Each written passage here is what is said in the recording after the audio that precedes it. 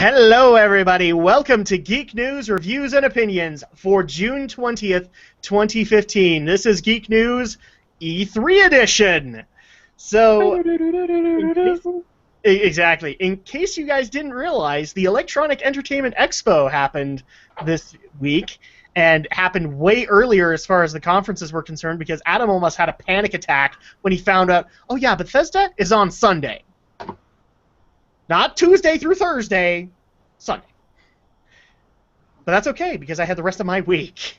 So hopefully you guys are doing well. Hopefully you guys had a good E3. I think, I'm going to come out with my thoughts right now and say, overall, I think it was a very good presentation. There's a couple of problems here and there, but overall, this is probably the one of the best E3s we've had in a couple of years. So I will at least give the compliment there, and we're going to be talking about it tonight. We're going to talk about the press conferences and some of the stories that have actually happened after the press conferences, and, man, we have some stuff to cover. But before we do that, of course, I'm your host, Adam Drac Mickelson, and then I'm also being joined by the Shadow Blazer, who came out of the shadows and is now the Chibi Subaru. Not Chibi, it's 8-bit Subaru. Oh, 8-bit Subaru. Okay, my apologies. Well, it is still super deformed Subaru, regardless, so... And that's more 16-bit, not really 8-bit. Oh, it's bit nonetheless. I'm a little confused about the she vanished part. Because what did we just do, like, 2 weeks ago, Adam? We went and talked to all the characters, and they all vanished. Oh, okay. Now I get what you're talking about. And technically, that hasn't happened yet, so we just recorded it. we just broke the fourth wall. Tune in, episode 26 of Dot Hack Outbreak. How come I must know where obsessions go? And then we're also being joined by Stephen Romney of Studio Ghost, a.k.a. Studio Phantasma, of Romney's Reviews, and he has a little bit of bad news for everybody, if you guys can't read it. Yeah, given that I worked a 9-to-5, or in my case, a 9-to-6 job, I couldn't watch any of the conferences, because I work at an office building that deals with insurance, and I'm like the only gamer on the floor, so it's kind of a case of I couldn't really justifiably watch the conferences. That, if I did that on this thing, I basically would be having to use it to cook eggs, because that's what would have happened. Yeah, because, I mean, you'd have a hot phone right there. That's just the bottom line of it. I mean, I watched the trailers of some of the stuff that came out, that they announced, like the trailers, not the conferences, but I didn't watch any of them. Yeah, well, and as much as I'd like to say, well, you didn't miss much, the Sony conference, you did miss it quite a bit, because, holy crap, they had everybody by the throat pretty much from the beginning. But let's go ahead and get into this, because we have 2 hours to discuss what happened over 3 to 4 days. And we're not going to get everything. Like, one of the things I'm going to point out right here now, I was able to cover the conferences, guys, but the show floor, a lot of stuff was shown only there, and I've only begun to get a fraction of how much stuff was actually shown on the show floor. So if I miss something from the show floor, that is why. If you guys want us to talk about it, leave us a comment, and we will bring it up probably next week. And, because I do know that, like, the Wii U had a Fatal Frame game coming, and I saw a couple of other things, but they were show floor only. And so I have not been able to confirm that stuff. And also, I think there's NDAs still at E3. So, like, some of that stuff they can't even talk about. Mm-hmm. Except in their articles. So let's go ahead and get right into it. We're going to go ahead and start in the first hour. We're going to be covering the third-party developers, because those individual conferences happened, and quite frankly, there's enough hilarity from them that we just need to get those out of the way. So let's go ahead and start things off, shall we? This is Spreadsheet 2.0, everybody. Except sans spreadsheets, apparently. Yes. So the first conference that happened was the first ever conference from Bethesda. And as much as, like, we made some predictions, and they were pretty much accurate, but I will say for a first attempt from Bethesda, this was not that bad. It was pretty well done, considering. I would actually say Bethesda pulled something rather Blizzard-esque out of their butt, because it was that entertaining. And I'm just going to go down the list of the stuff that actually was covered in the conference and just kind of give an overview, and then we'll go into like best and worst moments and just final thoughts on the conference, if they did well, if they didn't. So the first game that got covered was Doom, the reimagining of the first Doom, and it was a solid gameplay demo. So that's one of the things that's very common with the Bethesda conference. There was a lot of gameplay demos, which is a good concept because it says those games are coming really soon. In fact, I think most of the games they actually announced had holiday 2015 release dates. So Doom I know did. Doom I know beyond a shadow of a doubt did. And it's a Doom game. I mean, I have to say this, and this is going to be the weirdest thing coming for me. I wasn't the biggest Doom fan. I played the first one, the shareware version, and had fun with it, but I haven't really touched any other Doom game since. This actually made me want to try this new Doom game. It looked real fun. So I will probably go pick that up. I was a little excited about that. The second game we went into was Battle Cry, which is, I guess, a melee answer to Team Fortress 2. So it's you know, that kind of team-based combat, but all of the stuff that they showcased was all melee fighters. So I guess that's going to be the regular thing of Battle Cry. And then, of course, the one part that we even brought up last week, which was the flub, and it was confirmed, Dishonored 2 was there. And also Dishonored Definitive Edition, which will be coming out before then, so if people have not played the first Dishonored, this will get them caught up. The most that I can tell on that one was actually a trailer, and the most that they could confirm on it was not only would you play the original guy, but there is also a new female protagonist that you would be able to play as. So, but it looked good. I haven't ever touched Dishonored. Then we went into the Elder Scrolls stuff, which was actually kind of boring because really all they had was Elder Scrolls Online coming to PS4 and Xbox One. And I guess the version of it is going to be called Tamriel Unlimited. And so, you know, that was there. Then Elder Scrolls took a weird turn, and so they're announcing a new game called Elder Scrolls Legends, which is, and I kid you not, a handheld CCG. Basically, it's a Elder Scrolls equivalent of the Blizzard game Hearthstone. That's literally what it is. Well, not the strangest idea. I know Ubisoft did that a while back with Assassin's Creed with their trading card game, but... So, yeah, we had that moment where they came out with that, and it, like, all the features they were pretty much announcing were very Hearthstone-esque, and the best part about that was right after when Todd Howard came out, because he was kind of the main focus. He made a couple of nudges towards Blizzard, and a lot of people actually got on his case about it. Like, how dare you needle Blizzard? Blizzard is gold. Like, guys, seriously, they're their competition. They love them, but at the same time, you know, they're going to make fun of them. And Blizzard's okay with that because they make fun of Bethesda. Yeah. Or did you guys not play that WoW quest where a panda literally took an arrow to the knee? Yes, Romney, that happened. This MMOs are weird. Yes, especially Blizzard MMOs because they like to be very reference-esque. So the part that everybody wanted to see, which took up probably about 25 minutes of their conference, it was a long time, was Fallout 4 and the unveiling of it. So I'm just going to go over the smaller features here.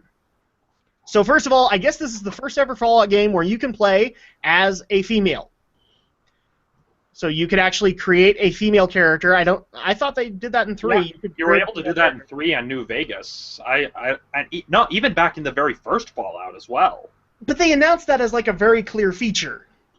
I think it's probably just Bethesda trying to basically say, hey, see, we're not Ubisoft. We're going to have female models available. Yeah. So they did that. Not only that, but their characters will be voiced, which was a big thing because I don't think Bethesda has actually done that aside from the characters in the game. Like, your actual character has never spoken. And so they actually did record, like, hundreds of names and things like that that the game would actually say.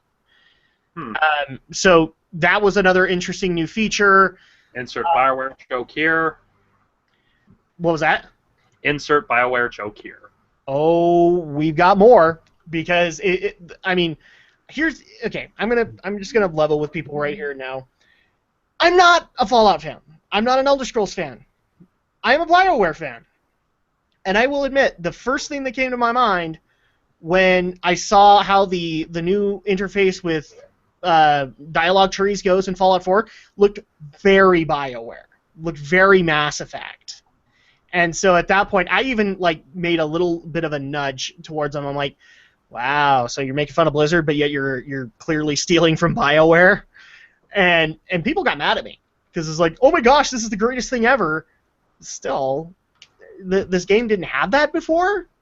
That's a good idea, but why didn't this come in Fallout 3? So you have that. I'm not even going to begin to go in here because the crafting, I guess, in Fallout 4 is just amazing. Like, you can craft literally anything. They literally even said, like, you could take your first gun and literally make it into a nuclear launcher or something like that.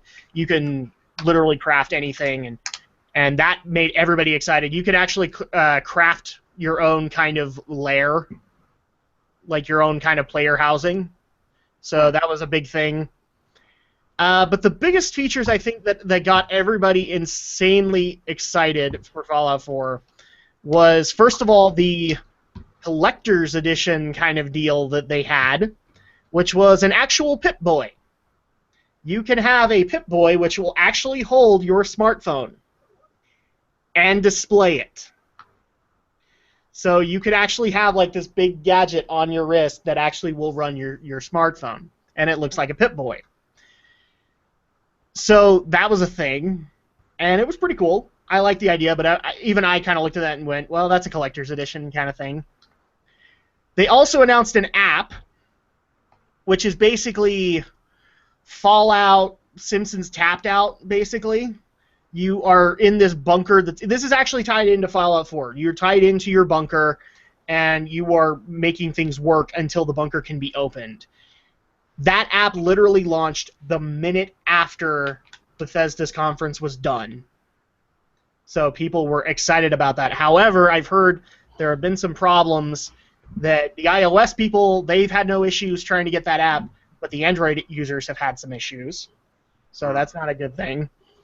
And then I'm trying to think, there was another major announcement there for Fallout 4. That might have been it. Fallout 4 was a good portion of their conference, and deservedly so. It looked really good, considering. I mean, I've never played a Fallout game, but holy crap, that was some dang good graphics right there. So I already know that the next gen people can look forward to that, and that was really the point where everybody got excited. So that is Bethesda's conference. Just given what I have actually said, I know that both the Shadow Blazer and Romney actually didn't watch it. Did any of those games actually sound like something you would have wanted to see about or get details on? Well, the only one that I was remotely curious about would have been Doom. And that's about it, because I'm more of an Elder Scrolls fan than I am a Fallout fan, but I don't have the kind of time to dedicate to an MMO, which is why I don't play Elder Scrolls Online, because, well, I'm not the most social person in the world, and I'd rather be able to explore something and fight enemies without having latency issues, because, well, given from some of the reviews I've read, I mean, I don't know. I had a beta invite, and I immediately heard some of the people screaming about how bad the beta was, and I didn't even touch it. Yeah, and it's just kind of the case of, I mean, if they actually had, and this would be like in a ideal, perfect world with no flaws, if they'd actually had made it where it was Tamriel on the scale, where you literally were exploring the exact version of Skyrim from Skyrim, the exact version of Cyrodiil from Oblivion, the exact version of Morrowind from Morrowind, that I could get behind. But you can't really do that on an MMO that's supposed to support tons and tons of players at any given moment. Yeah, and on top of that, I mean, the maps for those were amazingly huge, and an MMO map is already going to be huge, and you don't want to have a big file size for that. So I do know that those areas got seriously condensed. And enough to a point where, like, people didn't mind Skyrim. Skyrim was okay. It was still somewhat similar, but they did not like that areas like Morrowind or Daggerfall were not as big as they wanted them to be. And that's an MMO. You have to size that down. Otherwise, you can have an amazingly huge file. Yeah. And, one of the things that people love about the Old Republic and WoW and things like that is that they've been able to condense those files. It's not like hundreds of gigabytes anymore. And that's the problem with Elder Scrolls Online. I can already tell you, like, it's a console MMO. It's going to have latency. It's just going to happen. So really the only thing that sounds like it was interesting to you aside from Doom was Elder Scrolls. So, like, Elder Scrolls Legends would be something interesting to you because you don't play Hearthstone. Yeah, and that's another thing is because, Hearthstone, at least that one's, like, free to play and doesn't have as many of the issues, but again, it's the same factor of I don't have that kind of time. And I'm not the kind of guy who's going to play a game on my phone. I prefer a dedicated machine. Yeah. There's the logo. I prefer a dedicated machine to play my games because that way, when I need to focus, I can put it away. Yeah, this is true. And it's one of those things where I appreciate that the Blizzard came out with Hearthstone, but at the same time, I don't play it on my phone. And that's one of the biggest advertising points, is that you can play it mobile. Alex, what were your thoughts on Bethesda? Is there anything in there that you were remotely interested in? Afraid not. Never played Doom. You anti-Bethesda fanboy. I don't know where I'm going with this. I don't have any ill will towards Bethesda like they say I do EA. It's just, never played Never played Fallout, never played Doom, never played Elder Scrolls. So, nothing there for me. Yeah. So, that was pretty much Bethesda's conference. Let's go ahead and get into the fun ones, we'll start with EA. Because, well, we didn't really expect a whole lot. I'm going to tell Alex right now, because I see the green shirt. This is not a code green. You need to remain calm. Do your mantras, because we got to get through this. Thankfully, though, he did watch. So he did watch the EA conference, and he said he wasn't going to.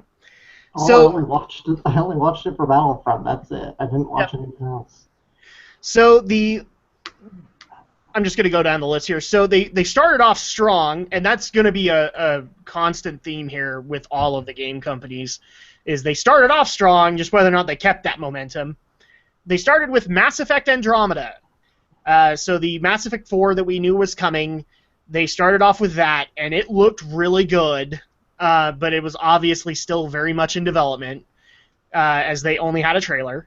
And the theme of the trailer was roughly New Frontier.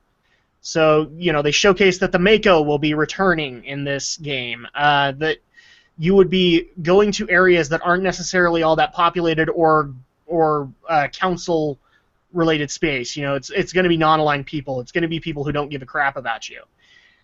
So I appreciated that concept, and it was a good starting out. However, I do know that a lot of people complain that we didn't get more on it because they did not have a BioWare rep to talk about it. I agree with you, but they were really just trying to say, yes, Mass Effect 4 is happening. And here's how far along it is. And that's what we got. The next game we got was Need for Speed. I'm sorry, Fast and the Furious. I mean Need for Speed. It was not that bad, but it's very clear. Like, I guess they've got a new studio working on it, and it's the Burnout people, roughly. So it looks good. But at the same time, it's hard for a game like Need for Speed to not look like Forza or to not look like Gran Turismo. And so they had to kind of fight that off. In fact, a lot of people was like, well, Need for Speed has pretty much become the next sports game in the EA line. And I can't help but agree with that. It got a good reception, though. Then BioWare came back out with their newest expansion to Star Wars The Old Republic, which was Knights of a Fallen Empire. It took them like 2 expansions, but they've apparently listened to their fan base, and they've created an expansion that is entirely story-based. why did it take you 2 expansions to finally listen? That's my only complaint with it. It looked good, but at the same time, it's just like, it took you 2 expansions to realize this is what people liked about your game, BioWare. Well, it's probably because EA was being EA. Pretty much. So we had that. There's really not a whole lot to announce with it, aside from it is more story-based. They actually will have an entire world, and its story is completely condensed down there. They did show a trailer, and it was confusing as crap. Basically, with 2 twins, one looking like he uses the light side of the Force, one looking like he uses the dark side, and them fighting over who actually gets to be the new ruler of this planet, I guess. That's the best way I can describe it to you guys, because I was like sitting there going, huh? Through most of it. But then we got a new IP. Oh my gosh, EA came out with a new IP. And that is Unravel. This is actually, they immediately jumped onto this concept. It's from Coldwood Studios, who is based out in Sweden. And it's basically like, when you think Unravel, you think Yarn. And I hate to say this, but you're pretty much on the ball here. It is like a little bit Big Planet kind of game, except I would actually say it's more of an artsy little Big Planet, because it's literally like this little yarny guy following into a real world. And it looked just gorgeous. And that poor guy. So the guy they brought out to represent Coldwood, you could tell he didn't want to come out on stage, because he was just shaking horribly. He was nervous as crap, and it was like, it's endearing. It made me like the guy. He even showed that he made an actual Yarny, and this is actually this Yarny was the start of Unravel. He would just start taking pictures in random places with this Yarny, and then he finally said, "Well, let's make a game out of it." And it was really good, and I recommend people look into that trailer. But I'm gonna repeat this. It's a new IP from Electronic Arts. That's going to be something that we're going to hear a lot of this time, because a lot of new IPs got announced. I was very proud of every company. So then they had a really jarring session, because the next game they showed was Plants vs. Zombies Garden Warfare 2. So after having this guy who's basically having a heart attack on stage, we immediately have a zombie mascot dancing to Top Gun's Highway to the Danger Zone. Yep. That happened. So, you have someone have a heart attack on stage, now it's time to have someone in the audience have a heart attack. Pretty much. And they showcased that. I know that they put in a bunch of new unique units, so people were very happy. This was a gameplay demo, by the way, so it was very clear this is going to be probably I think it was a Holiday 2015 release. That was another thing that happened a lot, is we got a lot of Holiday 2015 titles. Stuff coming out this year? What? Some of it was, I will admit, some of it was 2016, but a lot of it was stuff that's coming out this year. That's a good idea.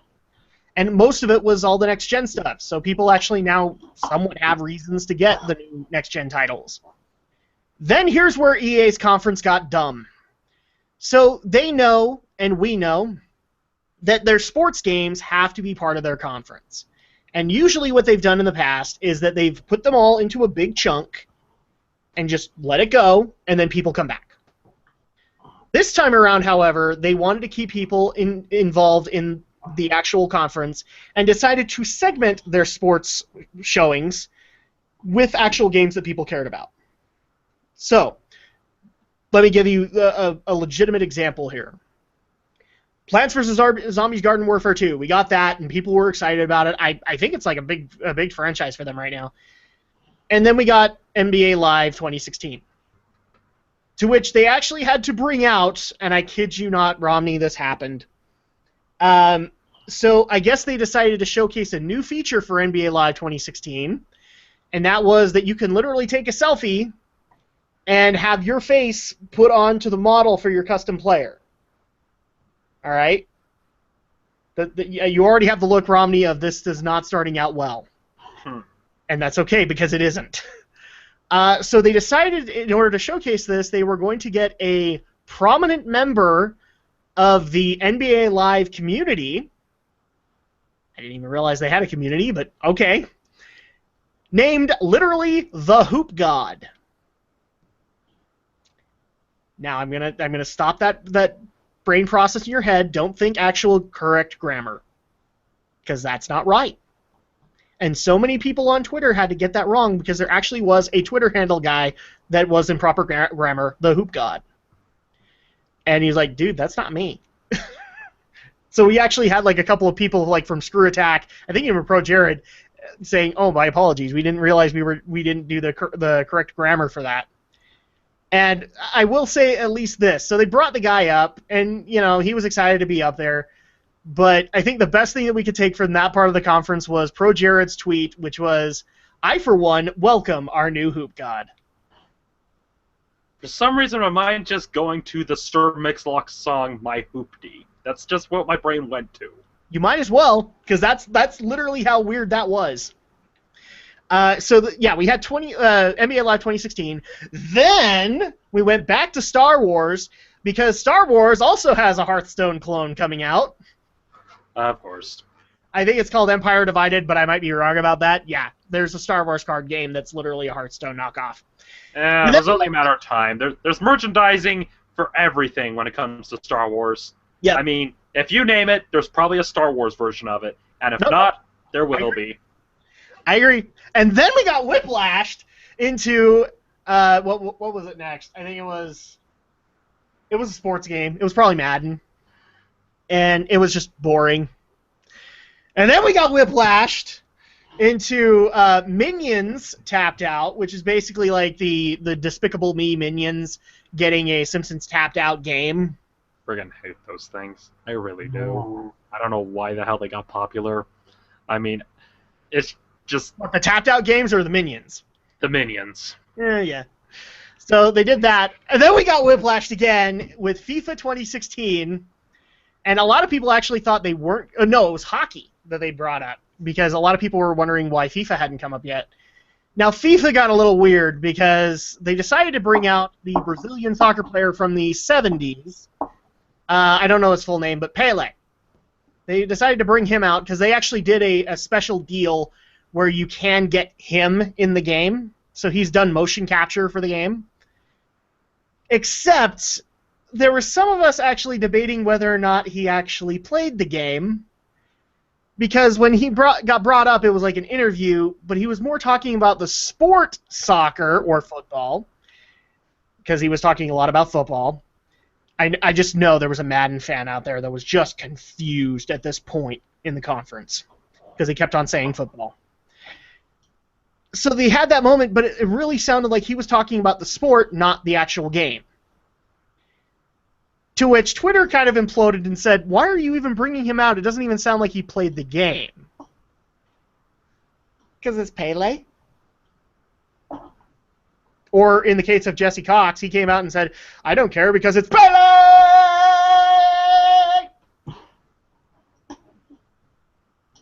Yeah, that's apparently a thing on the Cox and Crendor podcast. I didn't realize. Yeah. And then, now, thankfully, this was pretty much like near the end of the sports games. We didn't get any more of that. We didn't get any more whiplash. But we did go into Mirror's Edge Catalyst, which is the new Mirror's Edge game from DICE. It is a reimagining of the first game. So this is basically Mirror's Edge 1, but with more story. So it's actually going to tell the origins of the character Faith and go up more into the parkour, and they've tweaked the controls quite a bit. I've actually seen a lot of people talk about the differences that they have in the gameplay for Mirror's Edge Catalyst, and that it is an overall improvement. So DICE gets that credit. I know I actually said I wasn't going to go ahead and purchase Mirror's Edge Catalyst, but given what I actually saw, I will give it a second chance.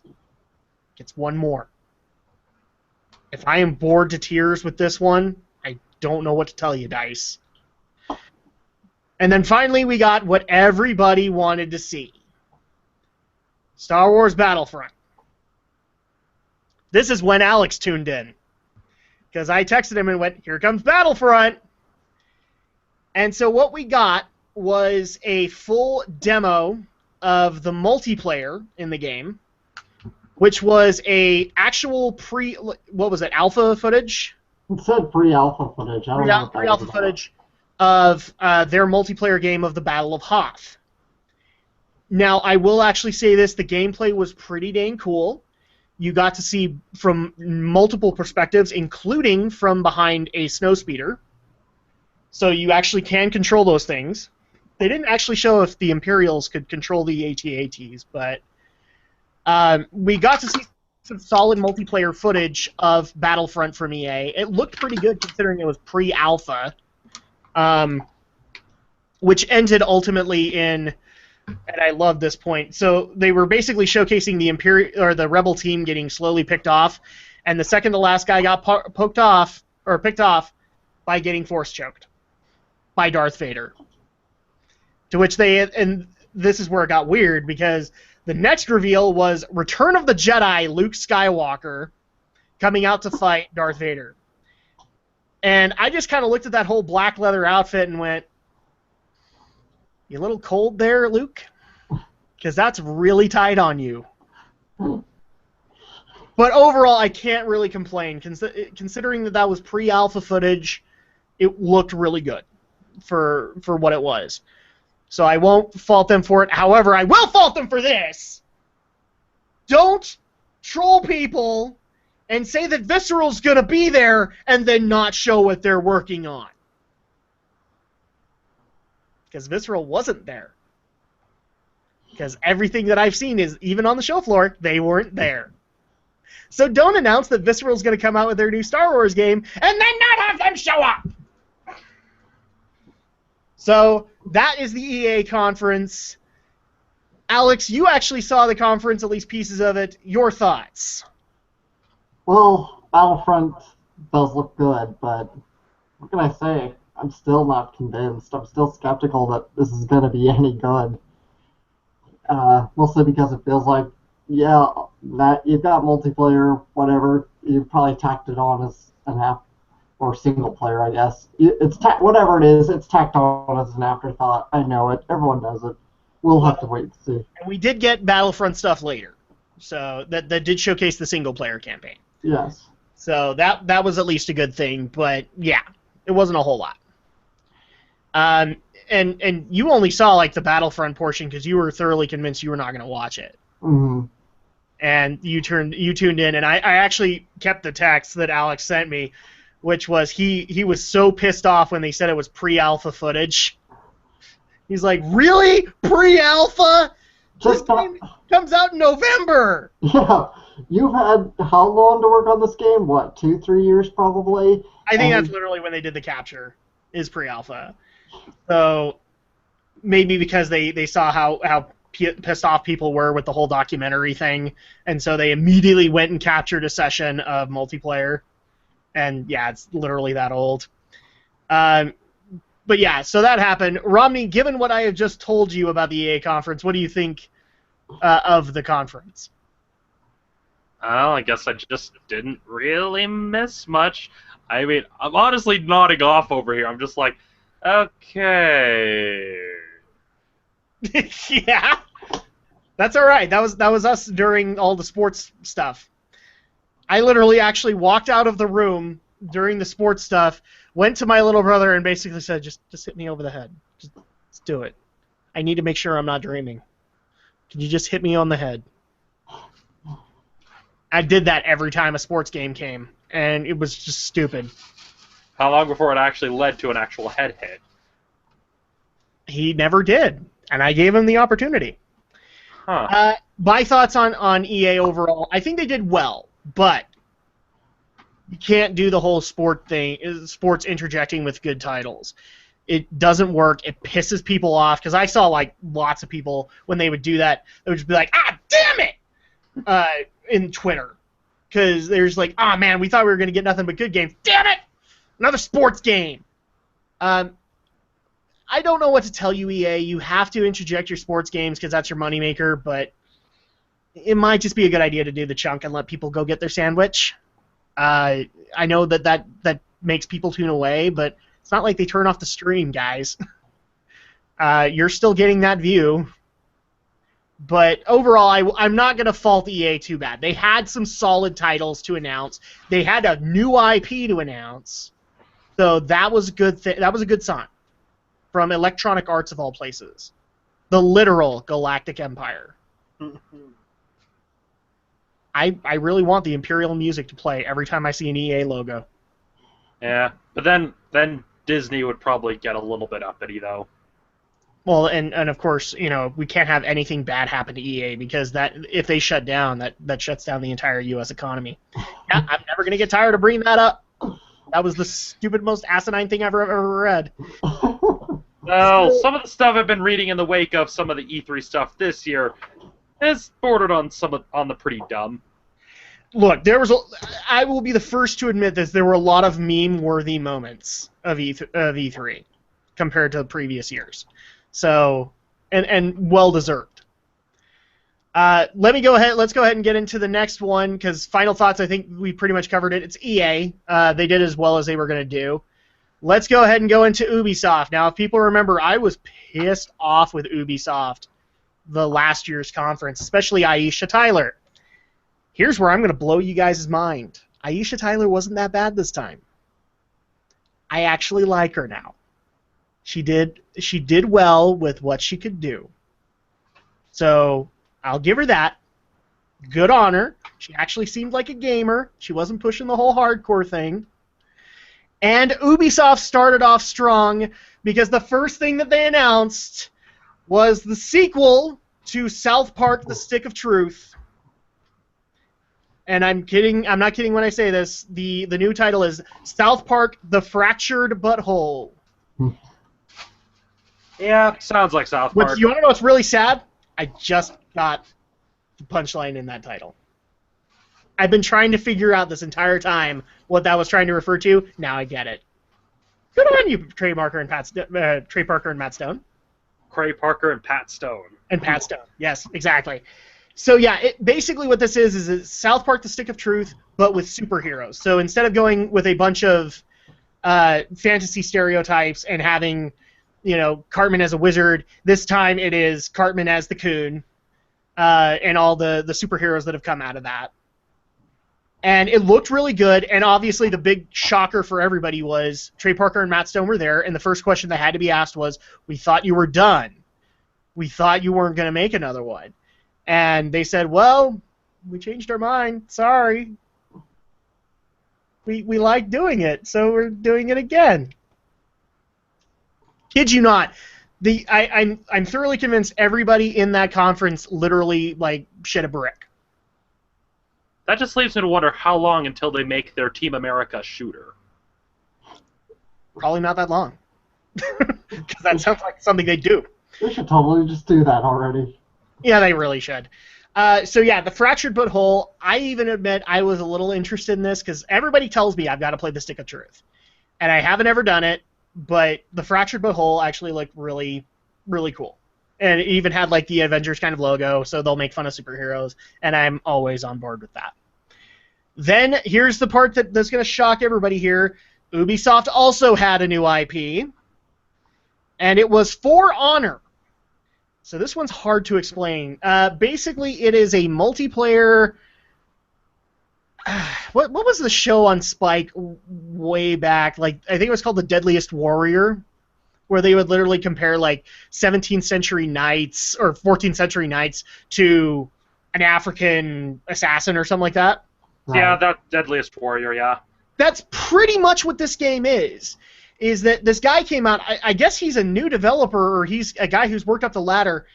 Nobody knew him, and he came out with For Honor. And For Honor is basically where you get to play as one of 4 archetypes. He says there will be more. You could play as a 14th century knight, like a Knight of the Crusades, or the Knights. It's a team-based thing, so you're all of one theme. You can also do samurai, so there's actually a Japanese kind of motif there. There's Vikings. And the fourth one, I wasn't so sure on what it actually was.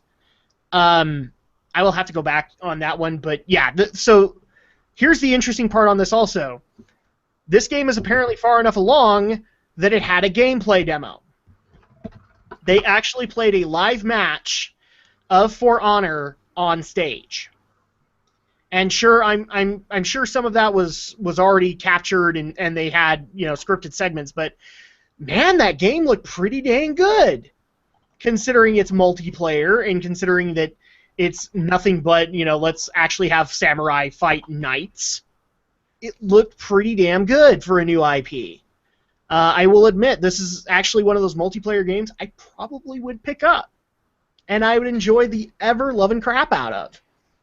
So we had that, and then we got into some of the boring stuff, because we had to have an expansion for the crew.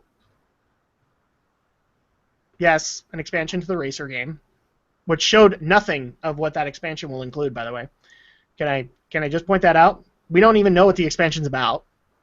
Then Trials Fusion had an expansion that they announced, which I think the trailer itself sold the expansion. It was literally like a cat riding a fire-breathing unicorn with rainbows coming out of her butt. Nope, that happened. It confused the ever-living crap out of me, because I looked at that and went, crap, Darksiders. And all of a sudden, cat on a unicorn, I'm like, not Darksiders? So wait, in the end, Cat's getting a video game now? Yes, exactly. That's exactly what's happening now. Except minus the Pop-Tart. And then we had to go into the obligatory Tom Clancy games. They went into The Division, and really, I think Pro Jared kind of hit the nail on the head. It was just basically, yeah, guys, The Division, it still exists.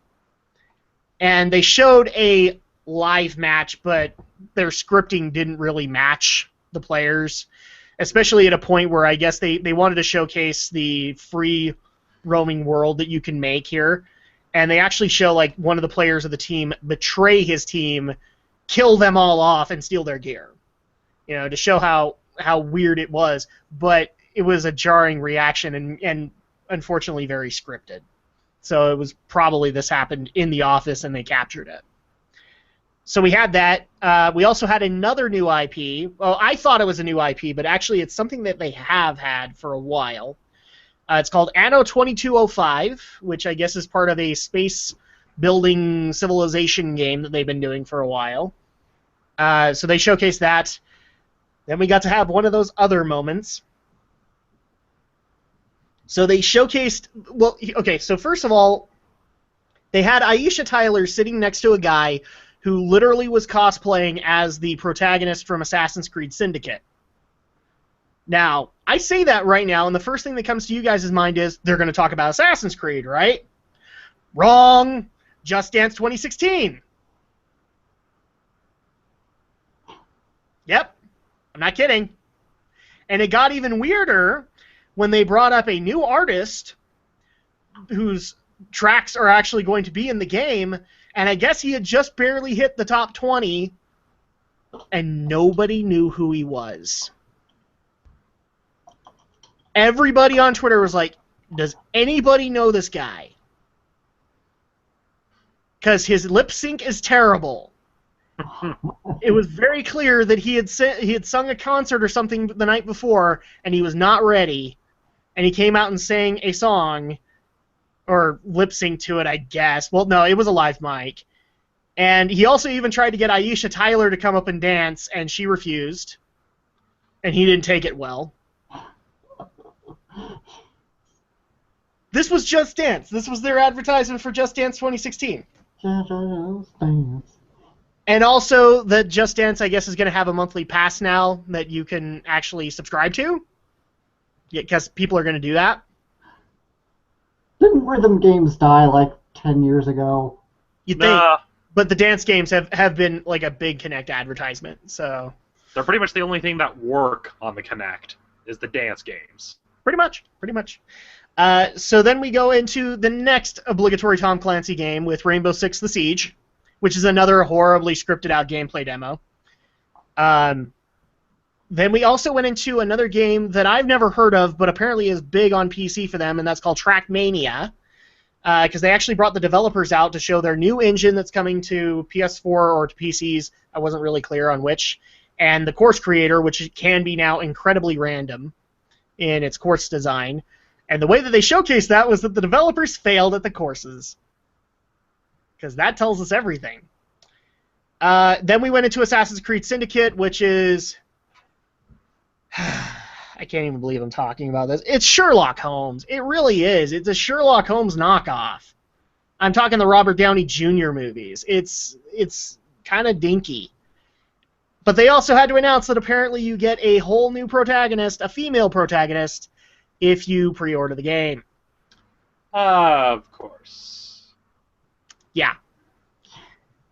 And they didn't really announce anything in the Assassin's... They didn't have a gameplay demo. They didn't have really much of the story there. They just announced that Assassin's Creed Syndicate was happening. And we got to watch a bunch of limey British guys talk. Assassin's Creed! That's Assassin's what Creed, the boring history lesson of video games. Yep. And they actually ended strong, too, because their next IP that they delivered was Ghost Recon Wildlands got announced. And this was a big announcement because I guess people have been asking Ubisoft, when is the next Ghost Recon game happening? And so they announced it, and to me, maybe this is just me because I don't play the Tom Clancy games, guys, it looked like Just Cause. It looked like an open-world game, but this was like the most exciting thing for some of the Ubisoft people. It's like, new Ghost Recon! This is Just Cause, guys. Or Saints Row. I don't see why this is a big announcement, but it was helping them to finish strong. With that said, I know both of you didn't watch these conferences. Neither of you were interested in the Ubisoft titles that they actually brought. Given what I've just told you, what are your thoughts on that conference?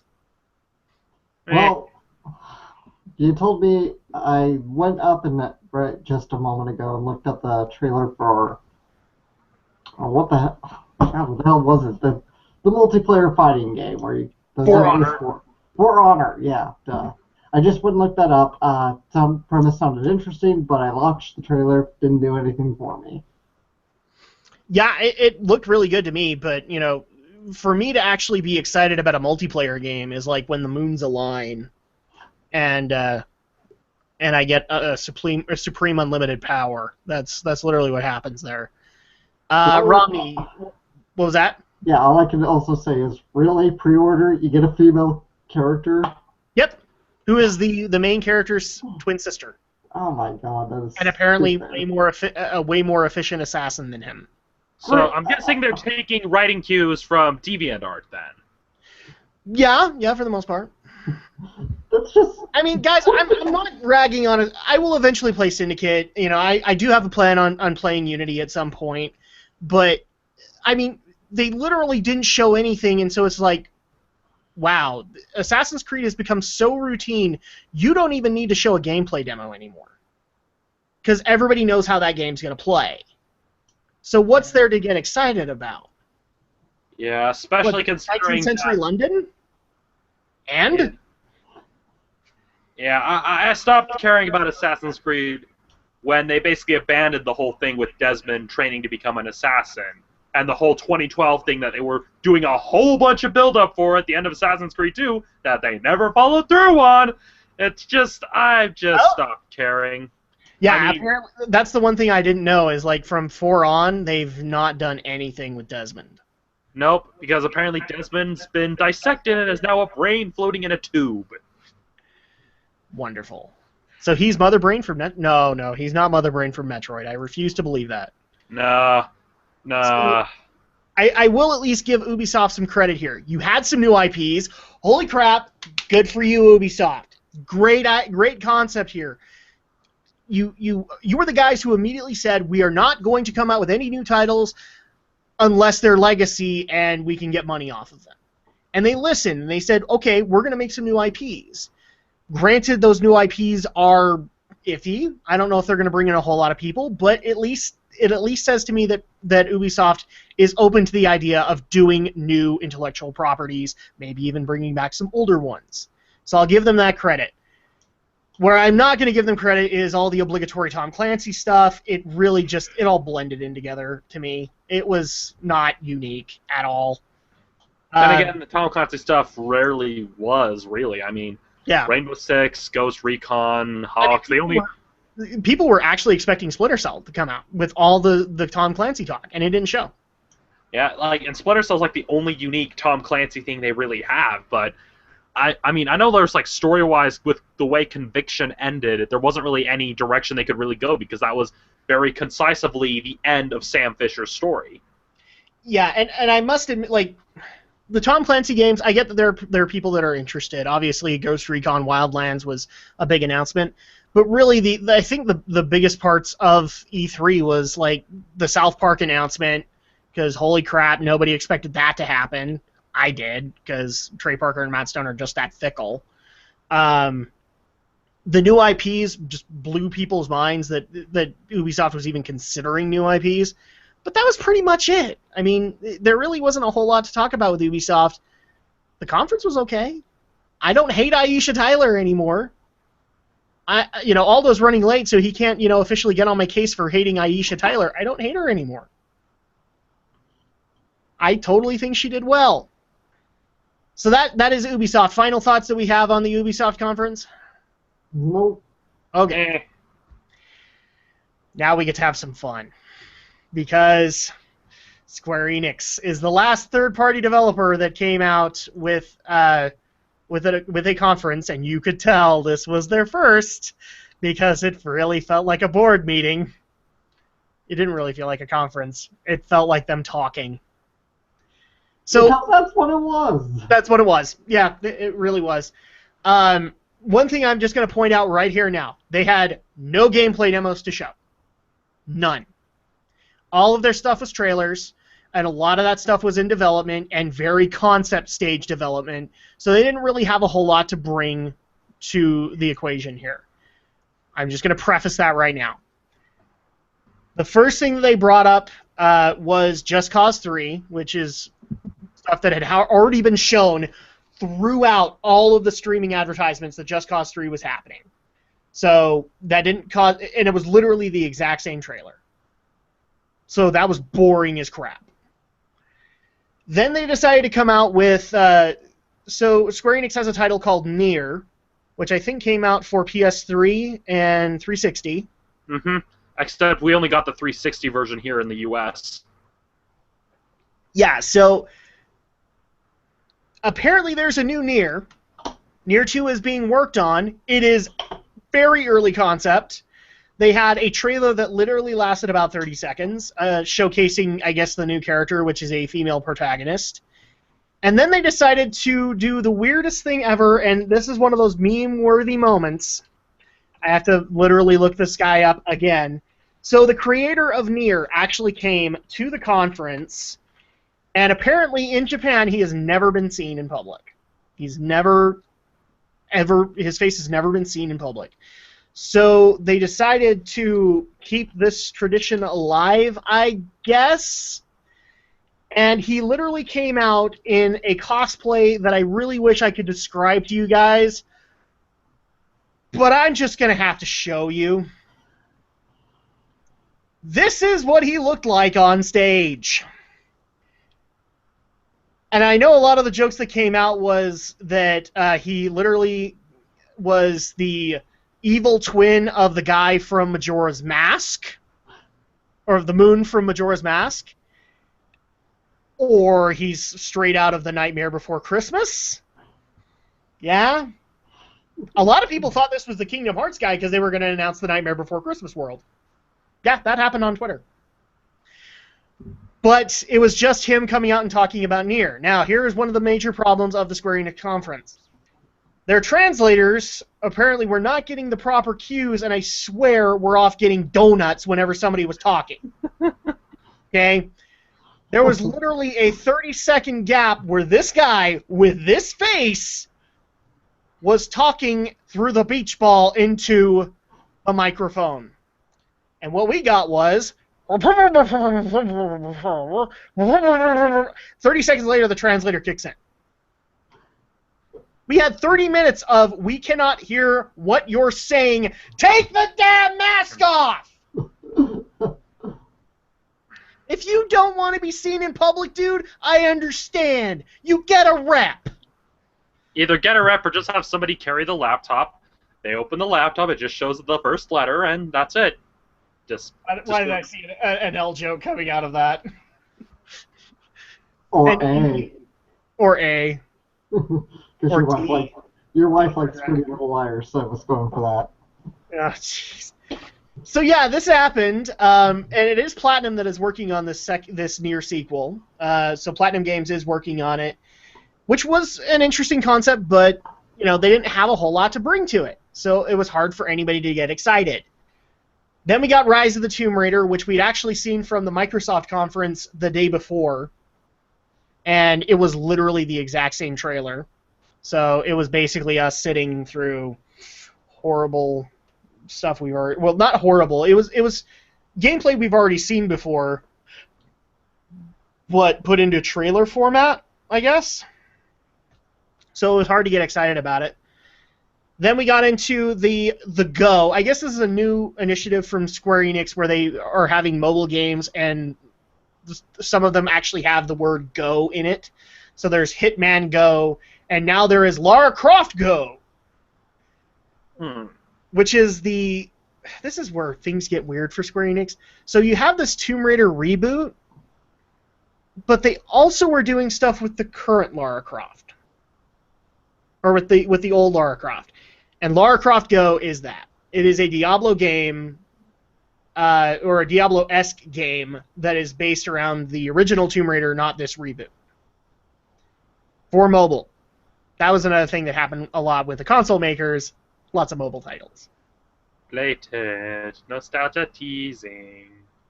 Blatant. And this is the point where a lot of fans got pissed off with the Square Enix conference. So then they announced that the president, or the main director of development for Kingdom Hearts 3 came out, and everybody went, oh, Kingdom Hearts, they're finally going to show it. We're going to see more stuff in Kingdom Hearts. That's really what everybody wanted to see in this conference. Oh my gosh. This is where we had another translation problem. His first segment, his translator was off getting coffee and donuts, and he literally didn't even chime in at all in that first segment. So people were like, I cannot understand what you're talking about, but I hope we get Kingdom Hearts. And instead we got Heaven's Word Final Fantasy XIV. Yep. That happened. Bummer. Oh, actually, no. They showcased Heaven's Word, which was just a trailer. And then we got another game called Life is Strange, which I couldn't tell if it was a new IP or not. I'm not even sure. The name sounds familiar. I thought it was just like one of those PS4 sort of games. Yeah, it was like a PS4 horror game. Well, except it wasn't really a horror. It was more like interactive fiction, from what I've heard. It was kind of similar to Heavy Rain in that regard, except from what I've heard, worse and with needless lesbian subtext. I could be wrong. I don't know anything about it. I don't know anything about Life is Strange. I've only seen some banner ads and some brief ads. The graphics kind of look like crap to me. It does seem to be relatively new. Apparently, it's an episodic-styled game where it's being released in episodes. So episodes 1 through 3 are now out. They've been out since January. Okay. So Life is Strange happened, and then we got Dragon Quest Heroes, which a lot of people apparently wanted to see. It was just a trailer. It didn't really look like much was able to be announced. And then the president of Kingdom Hearts came out, and the first troll that he did, which we actually have to talk about, we're going to be talking about this because this is a big thing for the Sony conference. The Final Fantasy VII remake that I never wanted to happen is happening. It's confirmed. You got your way, fanboys. You got your way. How proud are you? See, and this is something that Alex actually gave me crap for. He put up a whole Twitter going, the entire internet is happy that Final Fantasy VII is getting remade, except for Drac. I actually had to go on Facebook and say, look, guys, this is my problem with this game. And I'm going to go into that in the Sony one, because I actually want to hold things off and see if we can get Aldo tonight, and so him and me can actually have the debate. But, yeah, the Final Fantasy VII remake got announced, and it was the exact same trailer that Sony had shown the day before and was not exciting. Then this guy came up and basically trolled us for another 3 games, and then finally got to a Kingdom Hearts game, except it was a mobile game. Yes, Kingdom Hearts Unchained King is coming to Android and iOS, which I'm thoroughly convinced my wife will want me to download so that she doesn't have to buy a smartphone. Then we got to Kingdom Hearts 3. They didn't have a whole lot to show. In fact, the biggest announcement that they had was that the world of Tangled is going to be in the game, and they didn't even have that world. They had the director of Tangled come out and announce, while looking like Master Xehanort. Oh my god. Yeah, he had the goatee. It was really bad. So we have 2 confirmed worlds. One we knew from previous conferences, which was the Hercules world. And then we also had I think it's called Twilight Town. It's the Kingdom Hearts 2 town world. Yeah, Twilight Town. So they had that, and then we also had the Tangled world announced. So that's happening. Just watch. I still remember a lot of people going on Twitter going, "What? No Frozen World?" It's gonna be in there.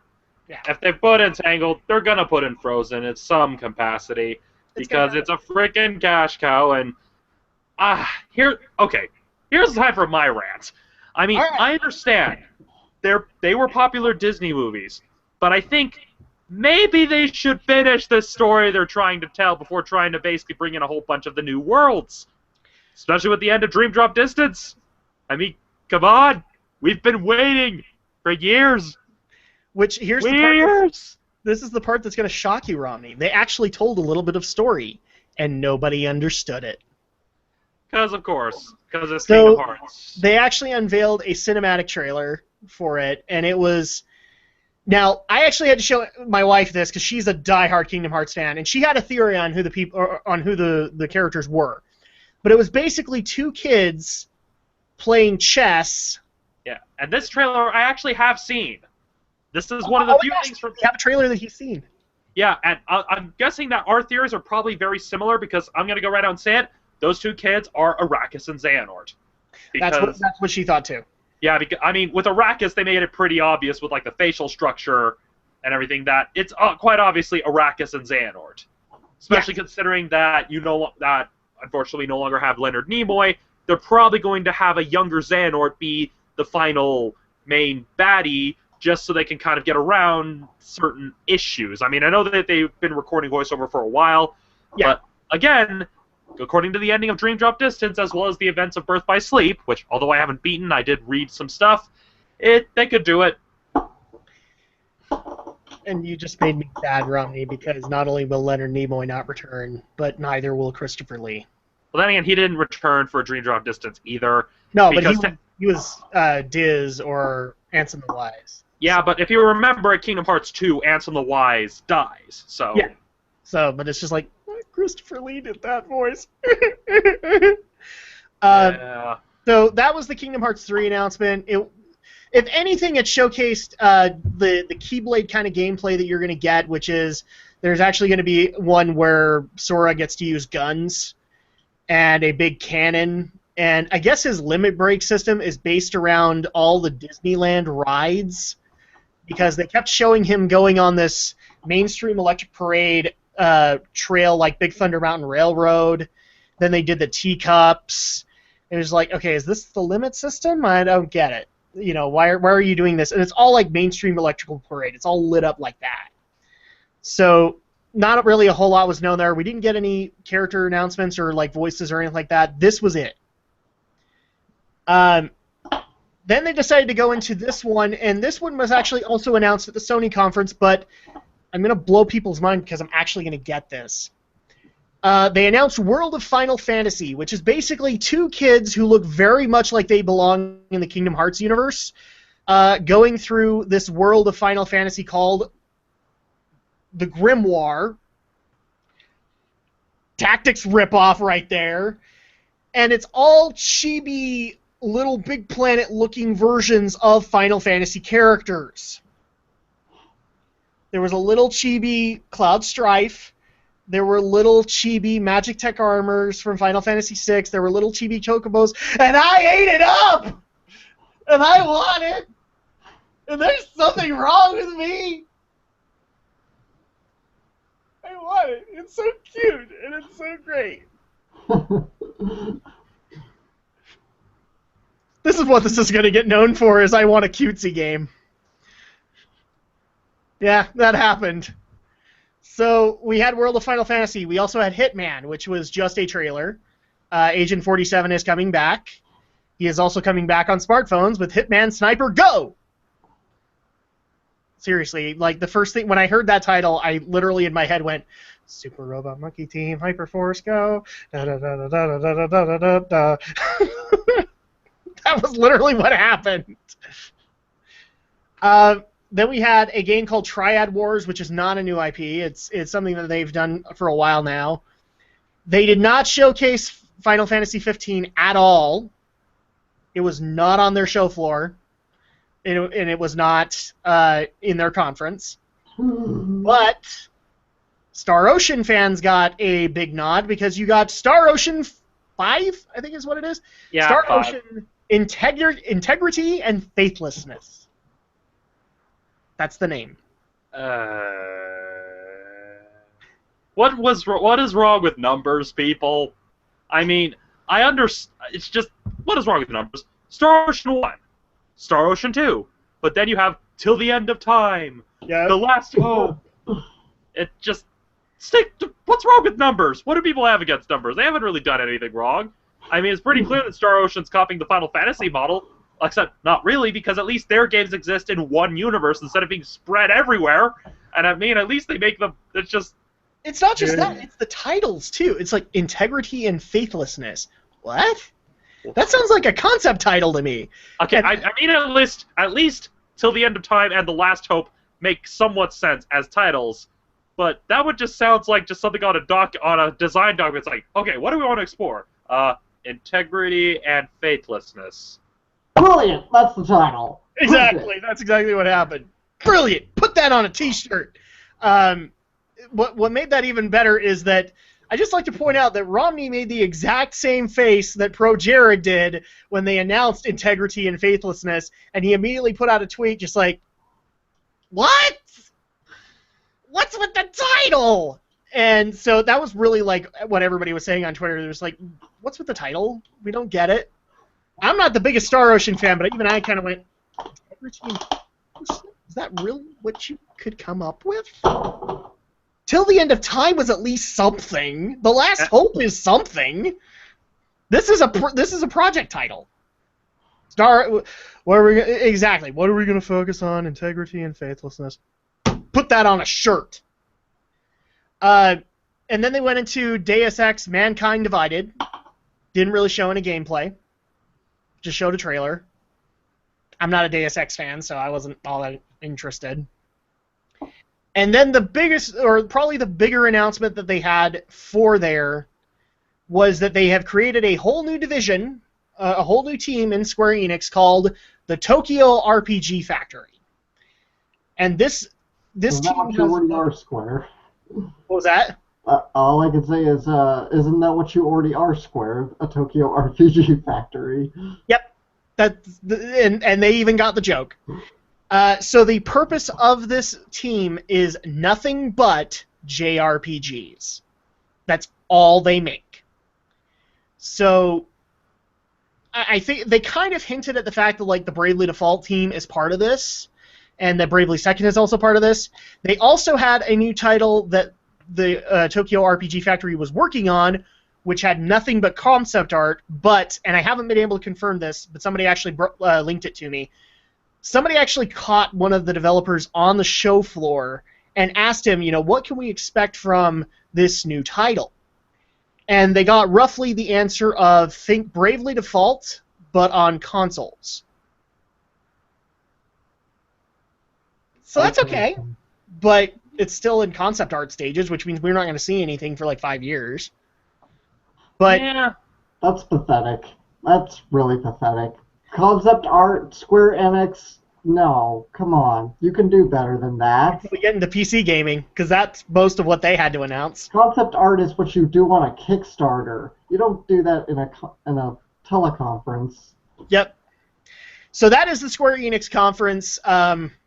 Just given what I actually agree with the internet here, where Square Enix's conference unfortunately was one of the worst, and mostly because it was very painfully clear they had no idea what they were doing. This was their first conference, and they didn't know how to do it.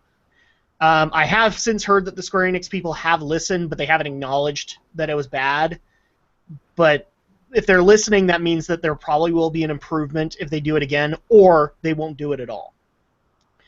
But overall, Romney and Alex, let's go to you because you actually watched this. Not the whole thing. No, but you caught a couple of those moments. Yeah. So give us your thoughts on it. Here's the thing with me. I went into Square. I was going to watch the whole thing. Then I just started fast-forwarding through it because mostly I wanted to see what this new property was going to be teased. There was already there was kind of buzz and rumors that, who knows, maybe this will be a new Chrono Trigger because some of the teasers were playing Frog's theme. Whether that was true or not, I couldn't care. I just wanted to see what it was going to be. And I was more disappointed because, what did I get? Concept art! Yep. Hey, you gave me a Kickstarter page, Square Enix, but yeah. It's okay. You can code green now. We're fine. You can let your rage out. Yes, that's quite a pickle. Anyway, I'm holding back the rage. Holding back. I find it funny. People have actually said you actually need to wear a red lantern ring because you embody the emotion of rage. Do I? When you actually get mad. I do I? So we need to get you a red lantern ring, apparently. I kind of gave you a little bit of crap for Final Fantasy VII Remake. Yes, you did! Okay. Because I wanted to. I mean, I could kind of care less myself, but I'm just surprised you could have thrown that back in my face and say the same with Kingdom Hearts 3. You're going to say, oh, Alex, the whole internet's excited about Kingdom Hearts 3 except you. I'm still excited. Well, yeah, you're not excited about Kingdom Hearts, but I'm still excited with what I got shown, but it isn't much, and I already knew that they weren't going to show much. Yeah, I'm just saying, you could have thrown that back in my face for the Final Fantasy remark. You could have. Romney, I see you getting ready to hit yourself in the head, and I'm just going to stop. Do I need to talk you off the ledge? No, I was just fidgeting with this thing. Okay, don't hit yourself. Not for Square Enix, man. It wasn't worth it. Yeah, honestly, the only thing I really cared to look up was the Kingdom Hearts 3 trailer, and that was about it. As for Dragon Quest, I more or less gave up when I saw that Dragon Quest X was an MMO. That's when I'm just like, okay, they're done. Dragon Quest is pretty much done. They're obviously trying to jump on the wrong bandwagon because every RPG series apparently has to become an MMO, even though it doesn't really work with something like Dragon Quest or Elder Scrolls. It's just, yeah. So, really, for me, Dragon Quest ends and dies with 9, and that's it. Yeah. And that's kind of the sad part, is that this was obviously a first attempt, and unfortunately, I hate to say this, and I'll get into it when we talk about Sony, but Sony really stole their thunder. Because they took all the pivotal announcements that the Square Enix could bring, and they did it for them. And so there was no momentum there. I actually think, I can't remember who was actually making the joke on Twitter, but it was just like, maybe Sony got the transcript of what the Square Enix conference was going to be, and they just came up and said, look, can we just take all your good stuff and announce it on our conference? It's all right, we'll do it justice. Because that's what happened. They had the momentum, and Square Enix didn't. And the worst part about it was they didn't even have gameplay demos at that point. All of it was trailer and then talking about the trailer. Trailer again and talking about the trailer. And it was hard to sit through. And I'm a Square Enix fan. I was screaming at my screen going, guys, show me something! So I hate to say it, but Square Enix's first attempt was not well received, even by me. There was so much they could have done with it, and they didn't. They did not deliver, except in the fact that we got a very meme-worthy face now that we can now bring up whenever we want to be creepy. Yeah. So that is the third-party developers. We're actually into the second hour here, so let's go ahead and get into the big three. I also included PC gaming here, but I'm just going to say this right here and now because I know you guys didn't see it, and I actually had to go look around forever. I did not see this live. I had to go watch another pre-recorded version of it. It was 2.5 hours of almost nothing. Like, people were excited for PC gaming. It was like, Gabe Newell's going to come out and announce Half-Life 3. Gabe Newell wasn't even there. It was basically a bunch of indie game devs who maybe had a gameplay demo, maybe didn't. A lot of them brought up concept art, so already that would have pissed off Alex. Yeah, they had nothing but concept art for their game. I can kind of forgive They it. want you to contribute to their Kickstarter. I can kind of forgive it for indies, but still, at the same time, don't go to E3 with concept art. This is the time to show what you got. And don't go with notes from gunfight with a knife. All right. You never bring a knife to a gunfight. Don't go to E3 with concept art. Yeah, it just doesn't work. Blizzard fans can appreciate concept art because not only do you get concept art, you get actual game footage. So at that point, if you're not willing to do that, then don't bring that. And so I don't think we're going to dwell too much on the PC gaming one. There really wasn't a whole lot of major announcements that weren't Blizzard related. And I had already covered those announcements on other things, so I don't see a reason to cover them here. No offense to the Blizzard fans out there. Yeah, Adam's pretty much the resident Blizzard fan, so really, it's like you may as well like have like a brick wall standing in place for me and Alex whenever he talks about Blizzard, because you guys can't talk about that. Even Aldo to some extent can't talk about it. So like he can talk Hearthstone and he can talk Heroes of the Storm and StarCraft, but he can't talk anything else. So let's go ahead and get into the Microsoft conference because they were first, and this one was the one that I think we had a consensus they had the most to prove because they'd already had like 2 or 3 conferences that just sucked. And this time around, they turned their butts around. I will say this much: I was happy at the Microsoft conference.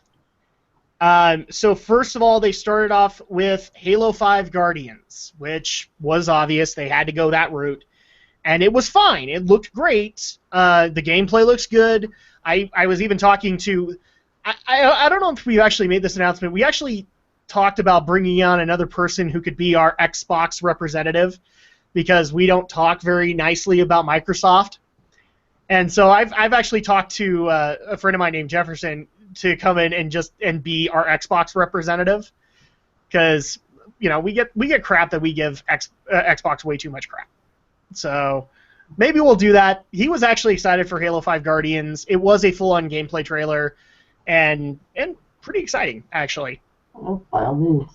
So then Microsoft came out with a new IP from Keiji Inafune and the makers of Metroid Prime. Now, a lot of people got this wrong and said, Retro's working for Microsoft? No, the Metroid Prime guys had long since left Retro. They were doing their own thing, and the fact that they're working with the father of Mega Man was really what sold this trailer, and it was a trailer, for a game called Recore. We didn't really get a whole lot from it. We don't know how the gameplay is going to be. Basically, I guess there's a giant Robocore. They showed a girl with like a robotic dog, and then eventually that dog breaks up, and she takes the orb and puts it into a robot, and he's alive again. That's all we have. It looked good. I like the fact that Keiji Inafune is working with Microsoft because F you, Capcom. But there really isn't a whole lot to go with, and I was just happy that they announced a new IP. Then the big bomb dropped from Microsoft. They announced, and you guys have probably heard the news since, that the Xbox One is now officially backwards compatible with Xbox 360 games. Some of them. Of course. Then again, it's the same thing they did with the original Xbox, because with Xbox 360, they made it only work for some games. Yep, the popular ones. Now, to Microsoft's credit, PlayStation and Nintendo didn't make any similar announcements. Well, Nintendo didn't really need to, because their system is already backwards compatible. But a lot of people were like, Sony? And Sony didn't come out and say that the PS4 can play PS3 games. Sony pretty much actually confirmed the opposite, in fact. They said, no, we're not going to go backwards compatible anytime soon. Sony, well... So a lot of people wanted to say, Microsoft won, and I'm not in that camp. But yeah, they did announce that, and that's a good thing for Xbox One. They also then announced the Xbox Elite controller. So a lot of complaints for the Xbox One is that the controller's kind of crappy, and I understand that, and this Elite controller is basically the answer to that. It allows you to augment the controller to multiple settings, not like in the fact of creating a turbo button, but like maybe making softer controls with the analog sticks, or making your D-pad not click so much, stuff like that. And it looked really good. I looked at the trailer and went, I kind of want that, because it looks like it'd feel good in your hand. Then we got more Fallout 4 information, which was basically all the crafting stuff in Fallout. Then we got EA Access. Yeah, EA's still trying to peddle this crap. Where you can play EA games, and they're going to be the first ones that get the backwards compatibility. Yay! Yay. Hooray. And Microsoft actually got the first to announce Plants vs. Zombies Garden Warfare 2. So they got that. And then they got to unveil So a lot of people posted Twitter pics of a car that was there. It actually was a sponsor for Forza 6. They actually literally hoisted it down, and then they showed the trailer, and the car mysteriously vanished. Mysterious. Then they went into Dark Souls 3, which had been actually kind of leaked before then, and nobody was really all that surprised. In fact, a lot of people came out and kind of gave From Software some crap, basically making Dark Souls kind of a yearly franchise. Because, they'll do the Dark Souls game, but they'll also do things like Bloodborne. And so it's literally like a From Software Dark something is coming out every year. Then we got the other trailer for Tom Clancy's The Division, because, yeah, we had to do that.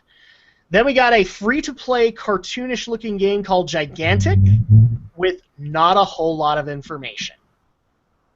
It looked good, but we didn't really know anything about it. And that was the problem. A lot of people could not get attached to it because of that. Then we went into some of the indie developers. I'm not going to go into it too much, except for one that did deserve some praise and got that, was an indie game called Cuphead, which is coming out. It literally is gameplay like Contra kind of thing, put into a 1930s-style cartoon aesthetic. And it looked freaking fun. So it was interesting, but I really wish they'd show it more, and they didn't. Then we went into Rise of the Tomb Raider, and this was the first time we got to see the trailer of a scripted segment in the game. All snow. It was Lara in snow. And, oh my gosh, and then they went into a trailer, and it's actually Lara Croft raiding tombs. She's actually going to be a Tomb Raider. They're putting the tombs back in Tomb Raider. This is the jokes that were being made on Twitter. It's like, she's actually a Tomb Raider? That's all that pretty much anybody had to say. And then this is where Romney's going to get a little pissed off, because this is where Rare came in. So, the first announcement from Rare. The Rare Replay game, which is basically all of the Rare games that aren't Nintendo-owned, all in one disc. So, you can get things like Battletoads. You can get things like Conker's Bad Fur Day, Banjo-Kazooie, Banjo-Tooie, Perfect Dark Zero. Solar Jetman, Lunar Jetman, Jet Force Gemini. Actually, no, that was not in there. Oh. That was not in there. I don't know why. I know Grabbed by the Ghoulies is. Yes. So we got that, and I actually love the fact that IGN came out a day later and said half of these things you can already get on Xbox Live. So why wait for this game?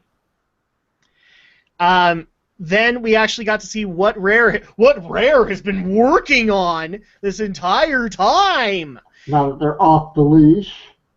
Off the leash and able to make what they want to make, and it's a Pirates MMO. The Return of Project Dream. That's pretty much what it seems like. It's an MMO based around pirates. It's called Sea of Thieves. Looked cool, but I had no real motivation to look into it. I guess they're really taking the whole do what you want because you're free thing to heart, because You are a pirate! Yep. Har fiddle-dee-dee. Yep, exactly, and that's how that felt. And it really made me sad, because it's like, it's freaking Rare. And this game looks good, but there's nothing there. There's nothing announced. And so I look forward to seeing more stuff on it, and I kind of agree with you on the whole Project Dream thing, Alex. I actually wouldn't be surprised if, like, Captain Black Eye came into it. How long until a bear steals the show? Just how long until Sea of Thieves gets turned into a Banjo MMO or something? That's probably gonna happen. Because I don't think Rare got a good reception in this one. People were interested, but it was an MMO, and I think a lot of people are just burned out on MMOs. Then we got Fable Legends, and it was really just a trailer saying, yep, Fable Legends still exists. Then we got the weirdest part of the Microsoft conference, which was the Microsoft HoloLens demo. So they wanted to show that the HoloLens potential, even though it's not connected directly to Xbox One, it's its own thing. But they decided to basically bring out the people at Mojang and bring Minecraft to the HoloLens. And while it looked really cool to see like a fully rendered 3D Minecraft world on a table, it didn't like. I kind of had the same problem ProJera did, which was I don't see the gaming implications to this yet. It's great and all that you can put your Minecraft server on your table and look at it and move it around and peek in and see your other dev's avatar. But I was like, okay, how is this going to affect the gameplay? And they didn't really answer that. That's really the problem of the HoloLens. Is it looks cool, but there are no gameplay implications on it. So yeah. I'm waiting to hear about that. You know, with the whole HoloLens thing, with what you just described, it makes me kind of wish that Konami wasn't going completely off the deep end, because I can pretty much figure an immediate application, put an AR code on Yu-Gi-Oh cards, that way when you actually duel and have the HoloLens, you see the freaking creatures. We could actually have Kaiba Corp? Yeah. I mean, Konami, if you're listening, you want to get into the mobile stuff, you want to get into the whole collectible thing, get people to buy your cards again, try partnering with Microsoft. I'd pay for that. That way when you're having a duel with your friends, you don't need to summon the water. Yeah, and the other problem also with the HoloLens was that they had to specifically hook up a camera to be able to pick up the footage that was coming up on the HoloLens. So that's why it felt very scripted. I'm actually trying to bring up like a picture that we saw at the conference, and I'm not really seeing one. But it was cool. It's just like we kind of sat there and went, what's the implications to this gameplay-wise? You're not showing that. But that was when they debuted the HoloLens, and then they ended the conference with the announcement that Gears of War 1 is getting a definitive remaster for Xbox One! Nah, I'm just kidding. They also announced Gears of War 4, which a lot of people expected. That was the Microsoft conference. Given what I've actually told you guys, Alex, did you watch that one? No. Okay. What are your thoughts on the Microsoft conference? Is it an improvement from previous years? Well, it sounds like they had a fair amount to show off, but like I said, Microsoft has never given me motive to buy an Xbox. Just nothing's ever been out there for me. Yeah, I mean, this one actually gave me a reason to get an Xbox One, but not a big one. Especially when one of the big announcements that actually came out of the PC gaming one was that Killer Instinct is no longer Xbox One exclusive. It's coming to PCs too. So, Romney, given what I've just said, anything out there stand out for you? Not really, because I'm with Alex. There's just not really anything that's on Xbox that really compels me to buy an Xbox. Like, there's no exclusives for Xbox that I would personally want to get, because I don't play shooters, so Halo is not something that appeals to me. And expecting anything from Rare, I mean, one, I've never really been nostalgic about Rare. I mean, literally the first Rare game I played was Star Fox Adventures, so Yeah. it's just kind of a case of, I've just given up on the fact that, okay, well, Microsoft just doesn't really have anything I would want to play. I think it's just confirmed. Rare is just underutilized by Microsoft, and they don't want to admit it, but we're all admitting it. Because especially with like things like Yooka-Laylee coming out, it's the Sea of Thieves didn't look all that great. I was actually making jokes on Twitter, like, oh, look, it's a Monkey Island MMO. LucasArts is back! Oh, wait, this is Rare. Because it looked like Monkey Island to me. Mm-hmm. That's kind of the sad part of it. And I'm not going to fault Rare. It looked good, just I'm not interested. It sounds like I've said this a dozen times in the past. Once Microsoft bought Rare, Rare just became the trophy head on Microsoft's wall. Pretty much. They sniped off Nintendo's meat, essentially, and they put it on the wall. So my final thoughts are actually kind of optimistic. Compared to previous years, Microsoft did well this time around. They actually got some new IPs that I was interested in. They had a new controller. They had Xbox 360 backwards compatibility. I love that concept. I will give them that credit. They've learned from their past conferences, and they've made up for it. Not only accommodating to their hardcore gamers, their core, but also to new people. And also another thing that was kind of amazing was Call of Duty was not anywhere near the Microsoft conference. It was a bunch of properties that weren't necessarily shooters. Because Sony has the timed exclusive on Call of Duty. Yeah, they were there. So it was just like, wow, there's no Sony. We actually have reasons to care about Microsoft now. It's not the Call of Duty convention. But that's pretty much my thoughts on it. Overall, it was a great improvement compared to previous years. Let's go ahead and get into the Sony conference, and this is where we all get the raging nostalgia boner, because Great segue, am I right? that's really what Sony did. So I don't know how many of these announcements you've actually seen, Romney, but Sony basically took everything that anybody has ever asked of them in the past 5 years and confirmed it. That's the best way I know how to describe it. This is literally how they started off. I was getting tweets from people just like, I'm really hoping that they're announcing The Last Guardian. I'm really hoping that they're announcing The Last Guardian. And I was like, okay, don't get your hopes up, because it's probably not happening. And what do they start with? The Last Guardian.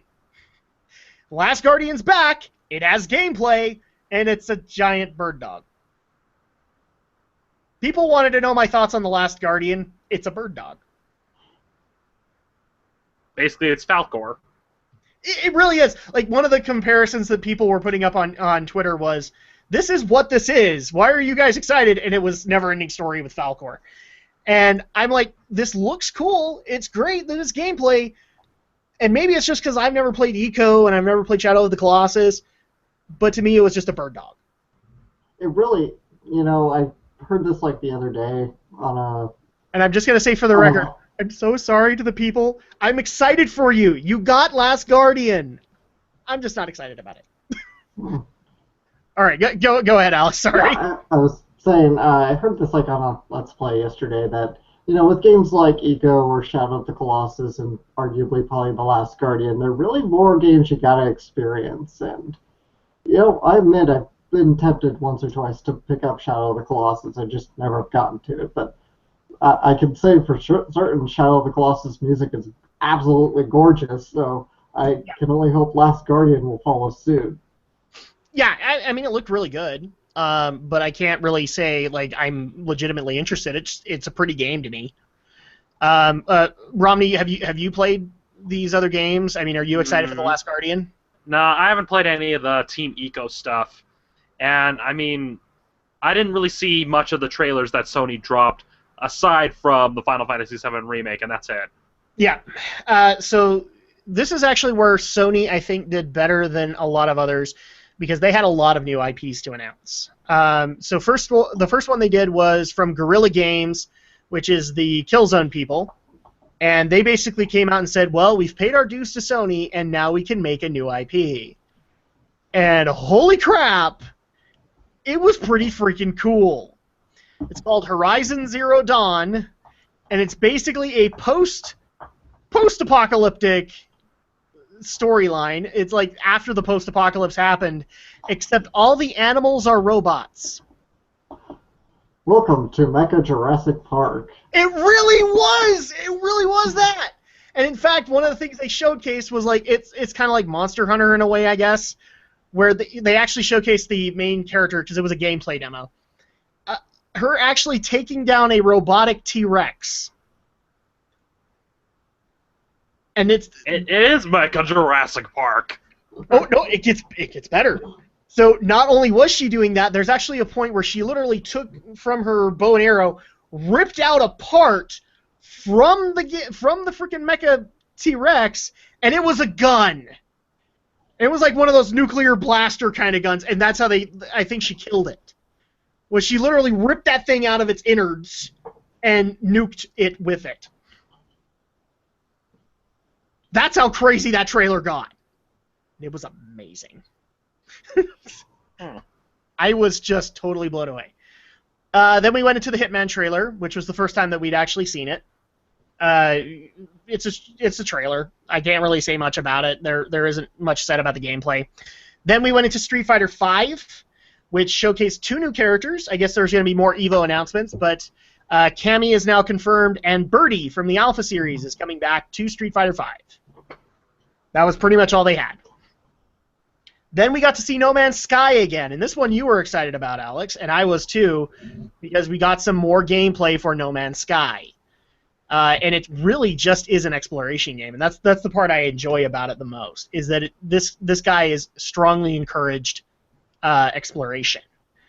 And he literally shows like a world that he had never found in the game on stage.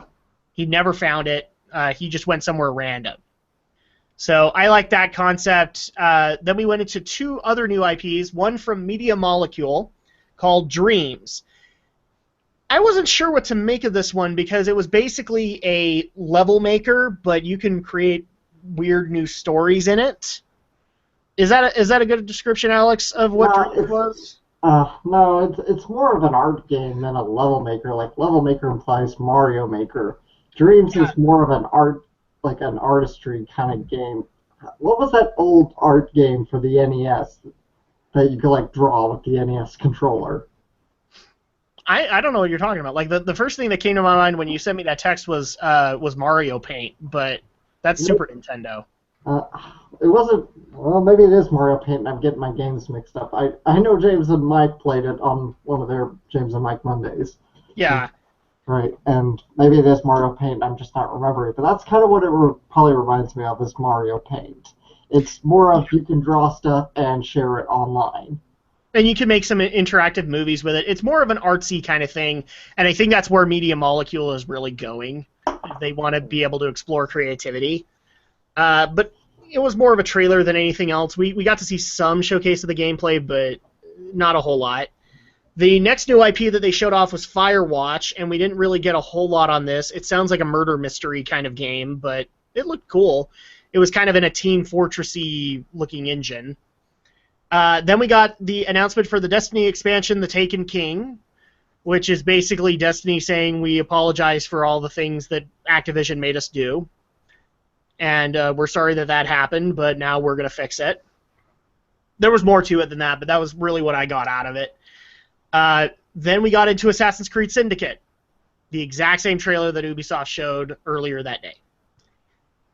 Then, this is where it got interesting for the retro people, because World of Final Fantasy came out, and then right next to it was the Final Fantasy VII Remake. Mm-hmm. And I got ripped a new one on Twitter, because I didn't like it. Basically, my thoughts are very simple. You have been getting Final Fantasy VII remakes. They've just had new Roman numerals on them. 8 is pretty much a Final Fantasy VII remake. 10 is pretty much a Final Fantasy VII remake. It's literally them trying to recreate the exact same story arcs and same characters. Yeah. In fact, one of the things that people give crap to Lightning for in Final Fantasy 13, I don't know why you guys give her crap. She's a female Cloud Strife. Why are you against that? Yeah, Final Fantasy VIII, it's Final Fantasy VII set in a high school. And then Final Fantasy X is Final Fantasy VII, but with the ocean. And 13 is Final Fantasy VII. So basically, Final Fantasy just keeps repeating 7, much like Mario keeps repeating. I made the joke, and people don't like when I make the joke, but I swear, in some secluded part of the Square Enix building, there is an altar, and it's Cloud and Sephiroth, and they literally pray to it because they want that success. So for people who are getting mad that I am mad about the remake, okay, first of all, they've already admitted it's going to be a full reimagining, which means like all the systems that were perfect in that game are going to be redone, which means they could potentially be done badly, especially since Tetsuya Nomura is the director of this game. And guys, if you guys hadn't remembered, he's like split amongst 3 or 4 projects at this point. He has 15 coming out. He's working on Kingdom Hearts 3, which I can already tell you with the 7 remake, Kingdom Hearts 3 is now delayed because he's working on that. Wasn't he pulled off Kingdom Hearts 3 to go back to Final Fantasy? I don't know. I haven't heard that, but if Tetsuya got pulled off, then that's probably not a good idea. I think I heard that in something. Like it was... And guys, I'm glad that you're happy about your Final Fantasy VII remake, okay? I'm glad you guys are happy that the glorified tech demo has now become a reality. But guys, you've been getting Final Fantasy VII. That's my argument here. Is you've been getting it because Square Enix has literally been trying to recreate it ever since Sakaguchi left. And they've not been very successful about it. And I've even conceded on Facebook and Twitter, just like, okay, let them get it out of their system, let them get this remake done, and then can we please move on to something else? Can we please just move, like, can we make a Final Fantasy game that isn't trying to create a Cloud archetype? Or at the very least, can we show 6 or 5 some love? Because those two have gotten shafted. Nora actually came out and said, why haven't we done that? Why haven't we done remakes of 6 and 5? And he actually showed interest. So that is actually a good question. Why haven't 5 and 6 gotten so much attention? Yeah, because they were supposed to... 8 and 9? Well, yeah, because I know the whole idea is that we were supposed to be getting the 4, 5, and 6 on the DS initially, because we had Final Fantasy 3, then 4, and then the same team was supposed to do 5 and 6 next, but things fell through, and so it's kind of a case of, how about getting like a nice high-def remake for Final Fantasy 6? Show people that, hey, you know all that stuff you liked in 7? Well, you see, it kind of was done first on this RPG that just happened to still be in 2D. Yeah, and that's one of the things that just kind of irritates me. So fine, Square Enix. You might have already said this, Rodney, but my audio cut out for a moment. But you might have already said that Nomura did say he wants to remake other Final Fantasies. Yeah, he wants to do that. He's made that clear. But I'm happy for you guys. You get your 7 remake. I'm just saying, can we please move on after that? I love Lightning, but I am the first one to admit she is Cloud, but female. And I wasn't the only one that laughed when Lightning Returns got announced and one of the DLC packs was her in Cloud Strife's gear. It's like, get it? She's a female Cloud Strife. So, there you go. Hate me if you want. I am not excited about this. I'm probably the only one that isn't. You're not the only one, Adam. Even I kind of think it's a bit ridiculous. But I'll just simply put it this way. Okay, now you're getting a remake. Will you please shut up? Yes, exactly. This is kind of the hype thing that you want to get into. Now, I'm going to have to condense the Sony conference just a little bit. There was a lot of stuff announced, but unfortunately not a whole lot of information shown. So there were a couple of indie titles called Eater and Mother Russia that were shown that I don't think we got a whole lot on. And then the other big thing happened. This was the final nostalgia boner that came out, which was Yu Suzuki came out on the stage and showcased a gameplay demo or a trailer that he has made with Sony on Shenmue 3. And they basically came out to announce the Kickstarter because Sony was willing to... Here's the story, and it's kind of weird. Sony is willing to fund this thing, but only if the fans came out and said they wanted it. So they decided to create a Kickstarter and put a $2 million goal. That goal was reached overnight. Within 9 hours, it was funded. And so Yu Suzuki is making Shenmue 3. The long-awaited... It's been 15 years, guys. 15 years, and he's finally going to finish this. This was the point where Adam's brain broke. And I did take notes, but I was broken at that point. Because that was like the raging nostalgia finally just drained me. And I'm sure it's been covered everywhere. You know, like, this game literally broke Kickstarter. It did. It did. It broke their site. Because of all the people trying to pay into Shenmue. Now, I've actually reached out to Yu Suzuki because one of the things that I wanted to see announced wasn't, and I still want this. And, you know, guys, I want you guys to ask the question, too, which is, they had a lot of pretty snazzy things to announce, but it's been a long time, and if you want to play the original 2 Shenmue games, you have to own a Dreamcast, and you have to own an Xbox. An original Xbox. So, are we going to get remakes of those? Maybe fancied up, or maybe in a movie format so that new fans can enjoy them? This is my question that I sent out to Yu Suzuki. Are you doing this? I still have not heard. I don't know if I will. But I think it would have to be Sega to do it, right? Sega would have to make that move. All they would really need to do is just basically alter the code a little bit, or just simply re-release a port of it that would be on multiple platforms. Yeah, but there hasn't been an official announcement on it, and this is Sega working together with Sony, because Sony's also, now that the Kickstarter's been funded, Sony has already said that they will contribute to the funding too. It's just a weird story that they wanted to hear the fans come out and say they wanted it, or they were willing to give the money. So they have. It's actually well over that goal. I think it's. I think the last time I looked at it, it was $3.5 million. Well, let's see. It has lots of backers, and I will admit I have actually not backed this because I want to get that question answered from Yu Suzuki. Yeah, 3.4 million. 3.4 mil. So they've met their goal. We're all. I'm at least excited because I've been waiting 15 years for the story to be finished. Then we got into Batman Arkham Knight. Really, the only thing they had to announce was the DLC pack that's coming out that is Scarecrow themed, which you actually don't play as Batman. You play as a Gotham City police guy, beat cop. So that was interesting. Then we got a bunch of Project Morpheus games. I will hand Sony some credit. They at least kept the Morpheus games separate. And they were their own thing, and we didn't have like an announcement, Call of Duty now works for Morpheus. No, they were all unique games to the Morpheus. So we got that.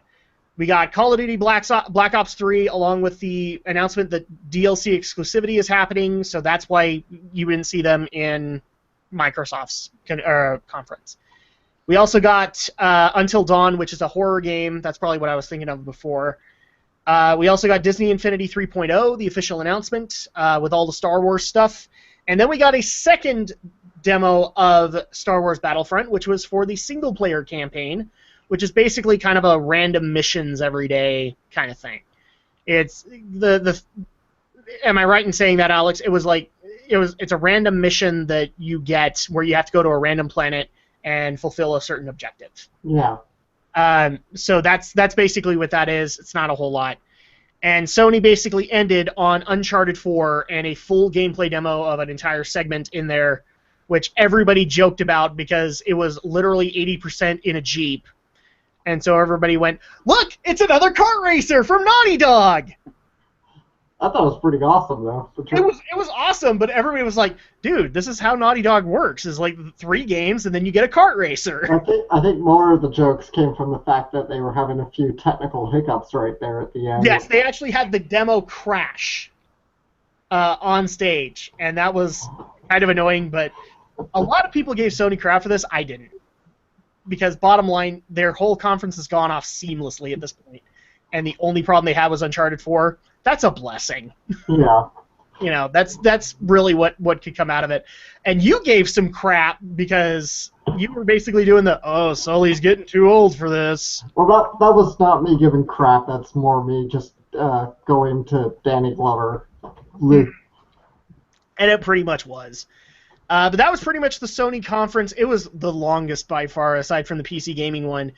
Alex, your thoughts on Sony? Sony did great this year. I gotta say, I'm intrigued to go try The Last Guardian. I'd feel a little more comfortable if they actually gave us a more slightly narrow release window, like March, May, April, January, February, whatever, instead of just 2016, because Lord knows this has been stuck in development hell for almost 10 years. Mm-hmm. And a lot of it is now pretty much confirmed that it wasn't that it was stuck in development hell. They wanted to move it to the PS4, I guess, and Team Eco was not all that keen on it, but they did it. Because, even they admitted later, I guess, this game has never officially been canceled as far as Sony was concerned. It's just that they wanted to move it to the next gen. Mm-hmm. So that's what happened there. Romney, do you have any thoughts on the Sony conference that you haven't already described? Not really, because, again, didn't watch the conferences, and I only looked up the Final Fantasy VII thing just to see whether or not people were, faking it or not.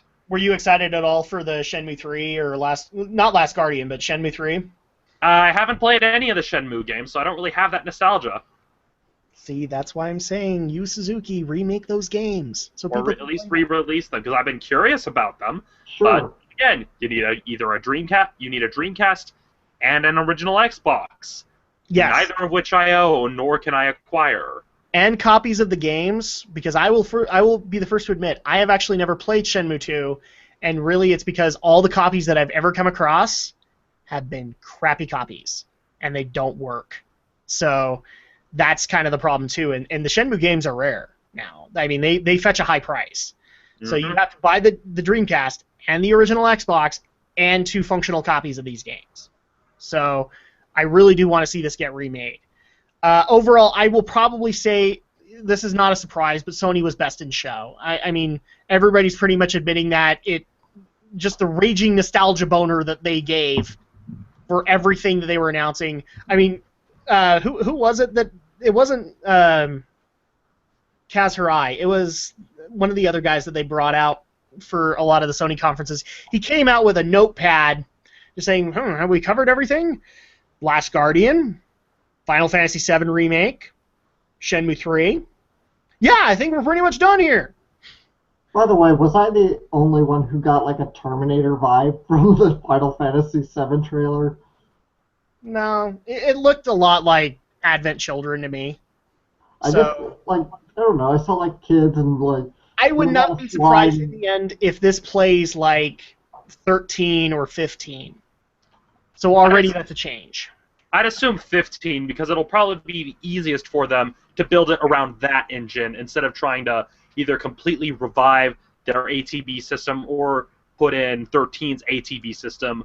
Yeah, I really don't see them bringing JRPG aesthetics into this game, into this remake. It's going to be remade in current engines, and that's just the bottom line. Yeah, I mean, they could probably program the materia aspects of it, but that would be about it. But there's just some stuff about Final Fantasy VII that I'm not sure how they're going to be able to get away with it. I mean... It's all right, I don't know either. again, the bathtub stuff with Cloud having to get the wig. I mean, they were already kind of skating along the line back in the day. I just realized we're going to get a fully 3D rendered cross-dressing Cloud Strife. Yeah, and they're going to be having to deal with a lot of controversy. And Not even just. And this is where it gets worse. Feminists are going to come out because you're going to have to do a fully 3D rendered Tifa. Yeah, not even just that, but just some of the stuff you have to do to get, like, the wig and the dress and the stuff like that. It's just, yeah, I think a lot of the people are like, oh yeah, they need to be a remake. There's a lot of sketchy stuff that it's either going to get cut or they're going to have to tweak it to not piss people off. I mean, we don't need any more Jack Thompsons coming down on video games, and that's the kind of stuff they're going to come down on. I mean, Look at what happened with Mass Effect. Look at what happened with a bunch of other games. I mean, Dragon Age, for crying out loud. I mean, Dragon Age gets way more hatred than at least by mainstream media standards, than Mass Effect does. And again, as Matt Pat pointed out in his game theory video, there's no such thing as bad publicity. Yeah, it's just, that's the kind, because when I talked about the remake with my brothers, that was, like, my older brother, that was the first thing he kind of mentioned, like, how are they going to address some of the more sketchy, pervy scenes in the game? Yep. How about the fact that you have to you have the ability to romance certain characters in gold or throughout the game, but it at the Golden Saucer, yeah. And one of them is Barrett. You can actually get him in that car. Yeah. I mean, you can, like, I think I've got the numbers right here. You can get Eris, which is really easy to do. You can get Tifa. You can get Yuffie, I think, and Barrett. Barrett's really hard to do, but you can get Barrett. That's not going to fly. I mean, either Square Enix is going to have to stick to their guns, or there's going to be changes, and that's what worries me. Yeah. On both sides. Yeah, it's not going to be good all around, and that's the sad part. Yeah, you see, Final Fantasy VII fans, this is the kind of stuff that's the kind of thing you have to consider with remakes like these. Is this stuff going to fly? Nope. Who knows? Who knows? But that's the kind of thing people. I already know I already can just feel in the force the PR Square Enix guys looking at half the stuff that can happen in Final Fantasy VII and going, nope, can't do that. I wouldn't even, like, IGN was actually speculating, and you know what? I'm with them on this. They could actually retcon Eris's death, because that's not worthwhile, or that's not kid-friendly, is it? Yeah, and it's not even so much just the kid-friendly thing, but more trying to keep it to a T rating. That's the struggle. Whereas some of the stuff they do, it's funny how what you can get away with when you're literally having characters that look like little tiny toys. But if it's going to be like full HD, they're going to end up with like a hard M with some of the stuff they do. Dude, and actually, just another thing came to my mind. So, Don Corneo is just going to get ripped out of that game. The whole Wu-Tai segment isn't going to be possible. And he's part of the whole cross-dressing thing too. I don't know if we're going to see him come back. I don't know. And he was kind of a comic relief villain. Yeah. So, I mean, unless they decide to embrace the M rating, I'm not sure how this remake is going to go down. I don't know. And frankly, this is why I'm really not all that interested. I will probably play it, but I'm also going to be like, well, you cut that out, and that was really cool in this game. Well, the new Batman, one of the new Batman Arkham games got an M rating. They totally embraced that. Arkham has one. So maybe, who knows? Maybe they will get an M rating and just go with it. So, unlikely, but maybe. Maybe. We actually are overdue, but we have one more conference to cover. So shall we cover that, and then we'll probably leave all the best of show stuff until next week. Mm-hmm. Because I want to get Aldo in on that. I mean, obviously there's a debate that a lot of people want him and me to have with the Final Fantasy VII remake, and why I don't think it should happen and why he thinks it should. And I want to have that moment. And I also want to have you guys involved too. So leave comments below on your point on why Final Fantasy VII should be remade. Or why it shouldn't. Or why it shouldn't. You know, I want to hear all that stuff. Let's go ahead and do the Nintendo conference, and then we'll probably call it here. So we're going to go a little over, but I think it's worthwhile for people. Yeah. And this is one of the few. This is where I saw most of the trailers. That most of the trailers I looked up was stuff that was announced by Nintendo. Yeah, Especially in the wake of a certain little bit of backlash that I find to be very, very stupid. Okay, so I hope I've got this because I'm going to have a little bit of a tear like right from the beginning. People gave a lot of crap to Nintendo's conference that it was too kiddie. And one of the things that they accused that of was the whole concept of Nintendo reached out to Jim Henson Studios and actually made Muppet versions of Reggie, Satoru Iwata, and Shigeru Miyamoto.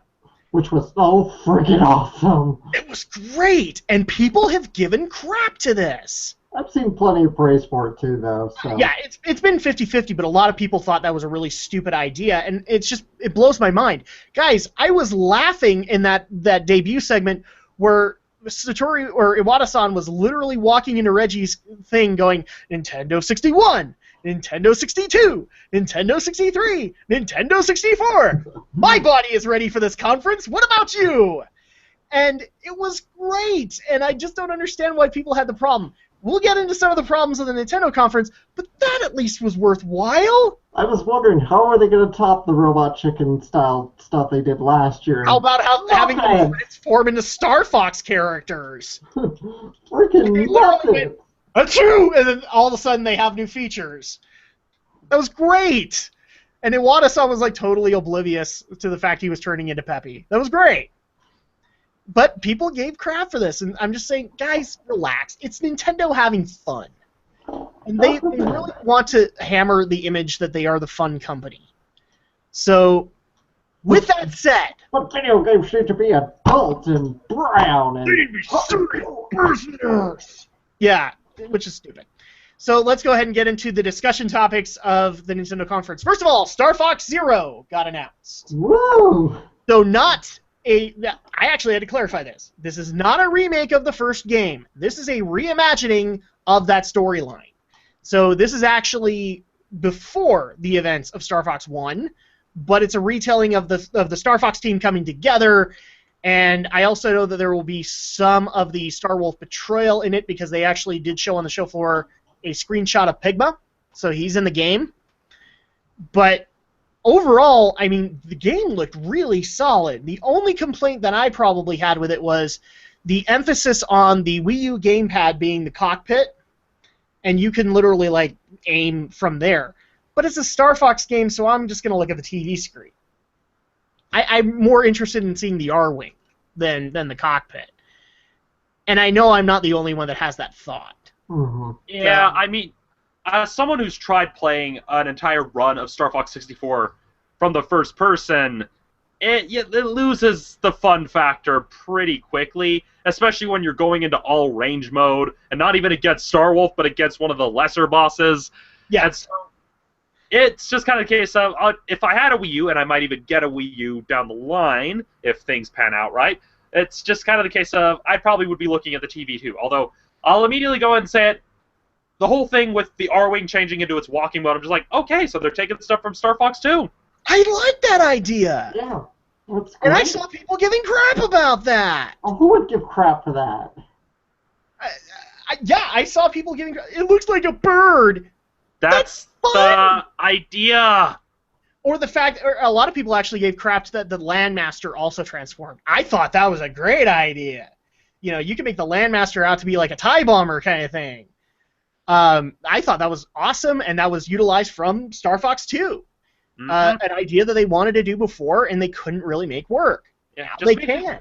Yeah, it just makes me wonder if they're going to bring back kind of the strategic stuff they were going to have in Star Fox 2 that we saw in Star Fox Command. And That's kind of what I was wondering. Yeah, because the Wii U gamepad would be perfect for that. You map out the courses and the strategies and stuff like that, and then you monitor on the screen of just like the other information of like who's getting attacked and stuff like that. And they didn't go into it. I know, and I mean, this is one thing I don't get about Star Fox. I mean, yeah, Command did mess up the story, but the gameplay was still pretty good. Yeah. No, I I think it's mainly because of your review. I've actually been really motivated to go pick up Star Fox Command and just try it, you know. And I love the Star Fox Assault that came out for GameCube, so I'm totally on board with this. But I was a little surprised that the Wii U gamepad didn't go like into an administrator mode. Like you could, like the Wii U gamepad player could be Rob, like dropping off gold rings or something like that. That wasn't announced, and that was a little disappointing. But dude, the game looks fine, so I have no problem with that. And we even got a new repeat of the meme. We got to hear Peppy actually say in new Wii U fashion, "Do a barrel roll." To which I found out that on the show floor, that was what everybody was doing. They weren't even playing the game seriously. They were just doing barrel rolls. So there you go. Now here's the actually an aileron roll. I know, right? Yeah. This is where the conference gets a little weird for me and my coverage, because I actually told Alex this. So Sony's conference apparently drained me so much that I went to bed right after it. I slept for 12 hours and literally missed the first 15 minutes of the Nintendo conference live.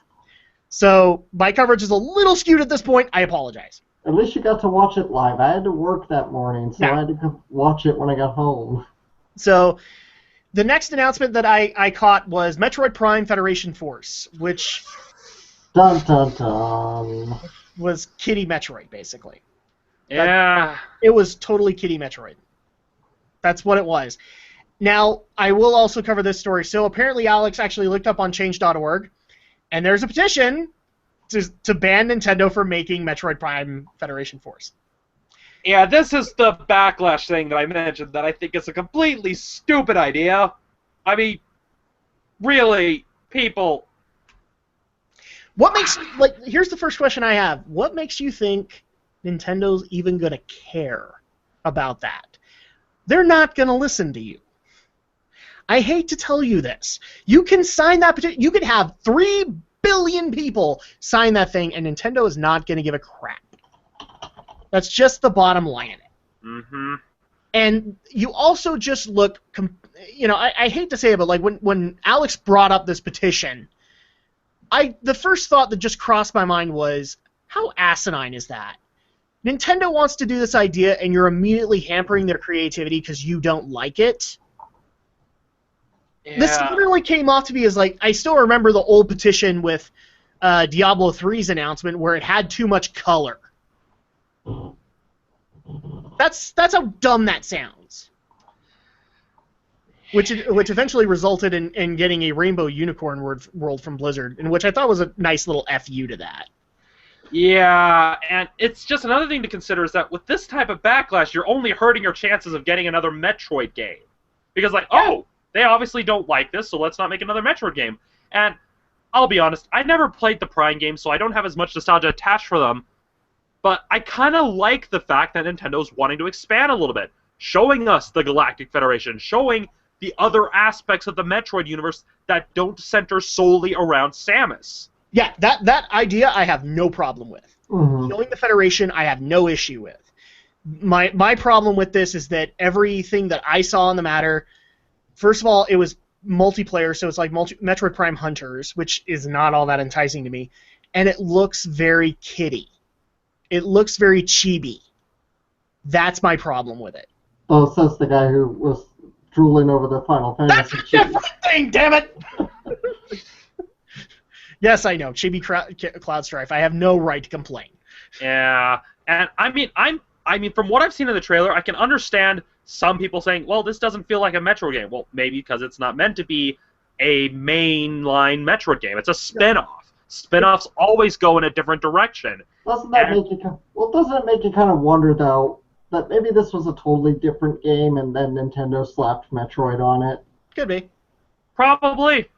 I just think the whole backlash of trying to do the whole petition to get it canceled, especially considering the fact that they were showing gameplay, they were showing something, which means they're already far enough along, so what business sense would it make for them to just cancel it outright? They've probably already sunk a lot of money in to produce it.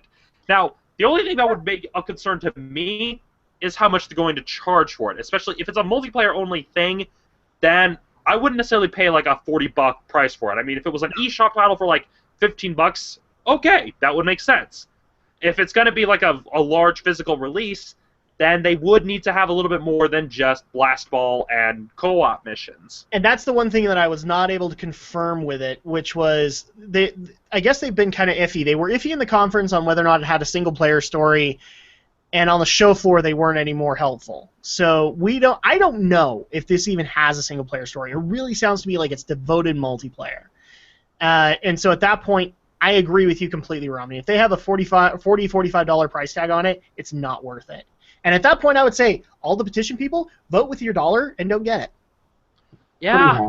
Because that will tell Nintendo that they failed on that regard. Now, the other thing I wasn't able to confirm with Federation Force, is this the retro game? I could not find a confirmation on that. But it was Retro working on it. I don't think so. I think it's a different studio that was working on this one. What I thought. Okay. So we had that, and we also had the controversy that came out around it.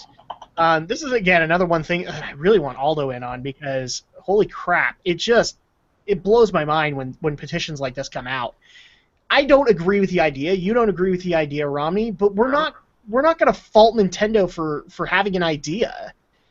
No. We like the concept that it's the Federation. We just don't like the fact that it looks very kiddie and multiplayer. And I don't even necessarily mind the kiddie aspects of it, because I can understand maybe that's just what they had to do because of the hardware limitations. Because as powerful as the 3DS is, it's not as powerful as a home console. So I can understand the need for stylization, especially if they want to go in a direction that isn't as dark and as grim as the other Metroid games. Because for all we know, things are probably a lot easier for the Galactic Federation outside of what Samus does. Because what Samus does deals with kind of the seedy underbelly. It could be a pretty cushy thing. It's something worth exploring. Yeah, exactly. It's at least worth exploring the concept of it.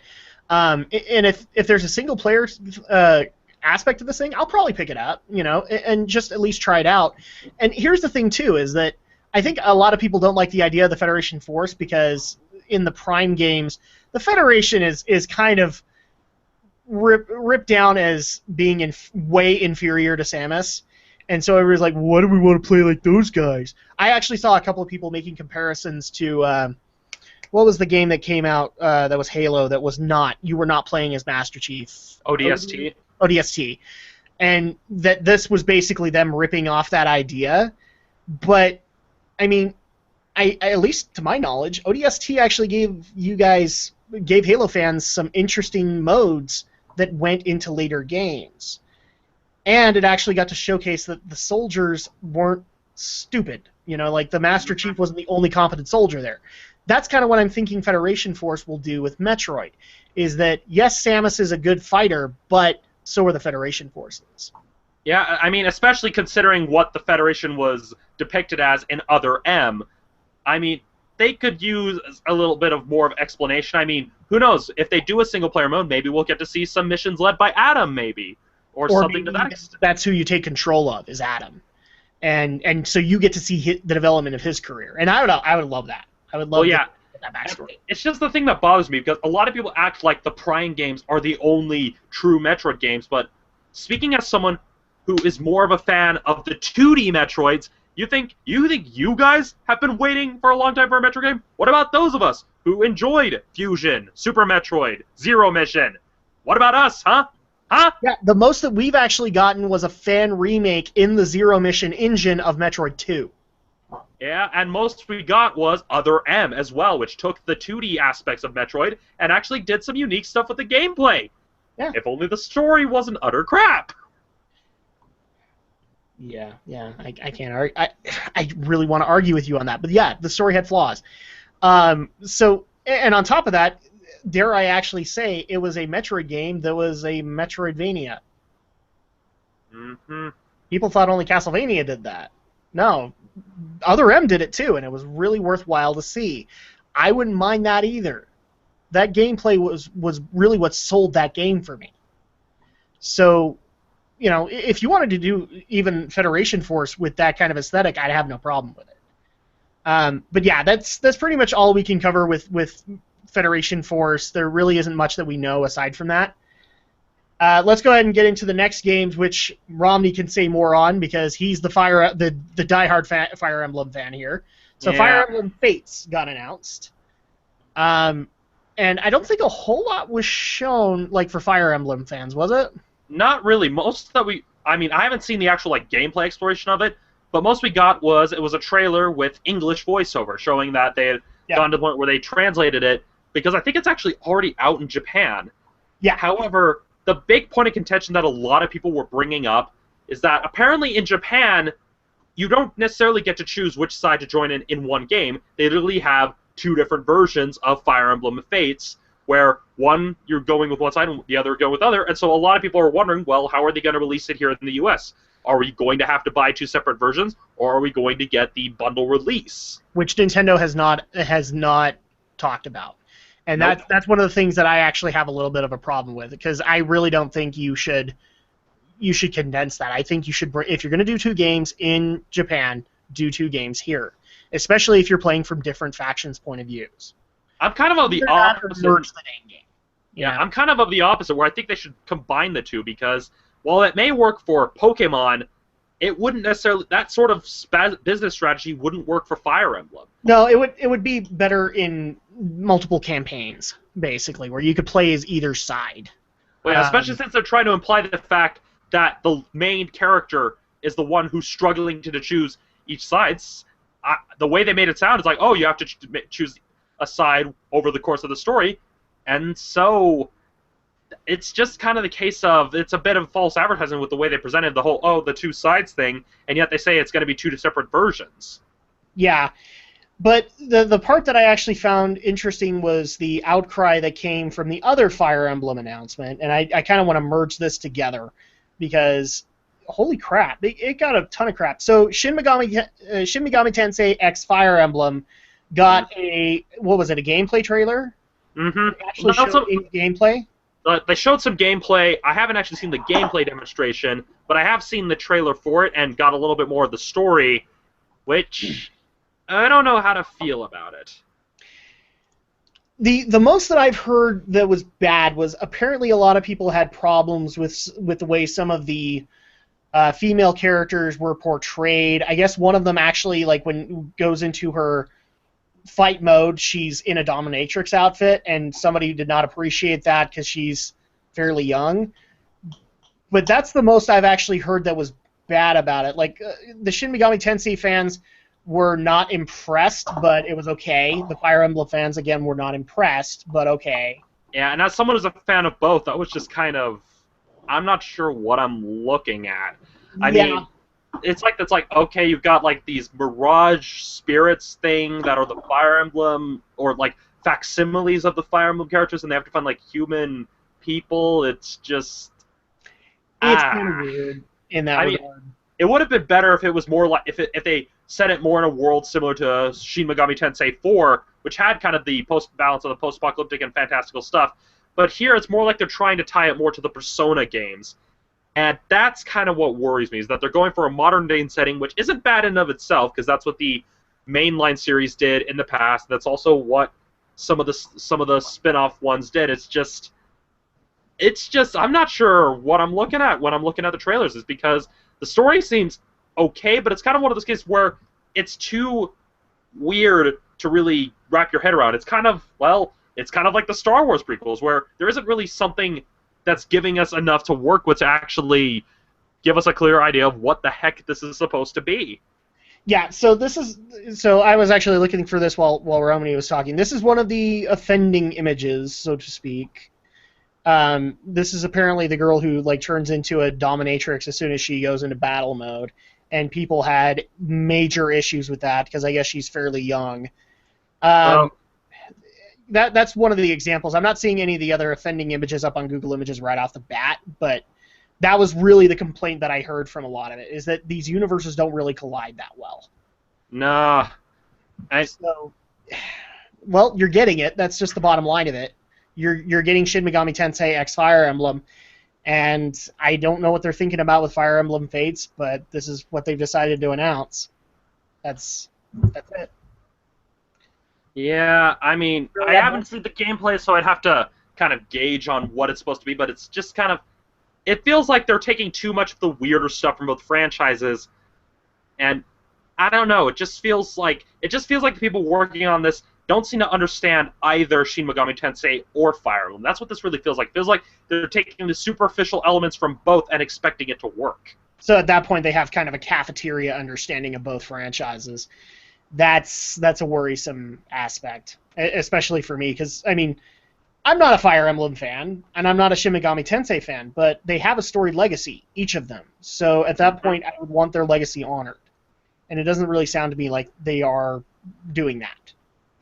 At least not in the aspect that I would like. I mean, I would actually dare say that, like, what was it? The Nobunaga's Ambition, which actually brought in Pokemon, was a little bit more faithful. But it was Pokemon. There's not a whole lot to understand there. So let's go ahead and get into the next little bit, which was the Zelda portion here. This is where Nintendo kind of suffered the most because it really wasn't a justification for Zelda Wii U to not be there. Which was, first of all, we got a 3DS announcement for Legend of Zelda Triforce Heroes, which is basically Legend of Zelda Three Sword Adventures. Is that a good characterization? Pretty much. Yeah, it really was. Like, they built it around 3 instead of 4, and it looks okay. It's that kind of gameplay, and while that's cool to some people, to me, it's another handheld title that I get a crick in my neck playing. I wasn't able to confirm this, but somebody actually did say that they thought they saw a lot of the Link Between Worlds mechanics put into Triforce Heroes. And if that's the case, that's a great thing, because that also promotes the open world concept. Then the other big Zelda announcement that they had was Hyrule Warriors is coming to 3DS. And with the 3DS game, you will also get to be able to play as 2 new characters from Wind Waker. You'll be able to play as Tetra and the King of Red Lions, or the King of Hyrule. And if you have a Wii U version, you can bring them over into the Wii U version. So that was the Zelda announcements that we had. We also got a trailer for Xenoblade Chronicles X, which looks good, but I didn't get to see enough mechs, and so I wasn't all that interested. It's got Xeno in the title. I want mechs, okay? I will admit I'm a little dinky that way. This is actually the point where a lot of people complained that the conference really slowed down from here. So they went into Animal Crossing, so they had 2 announcements for Animal Crossing.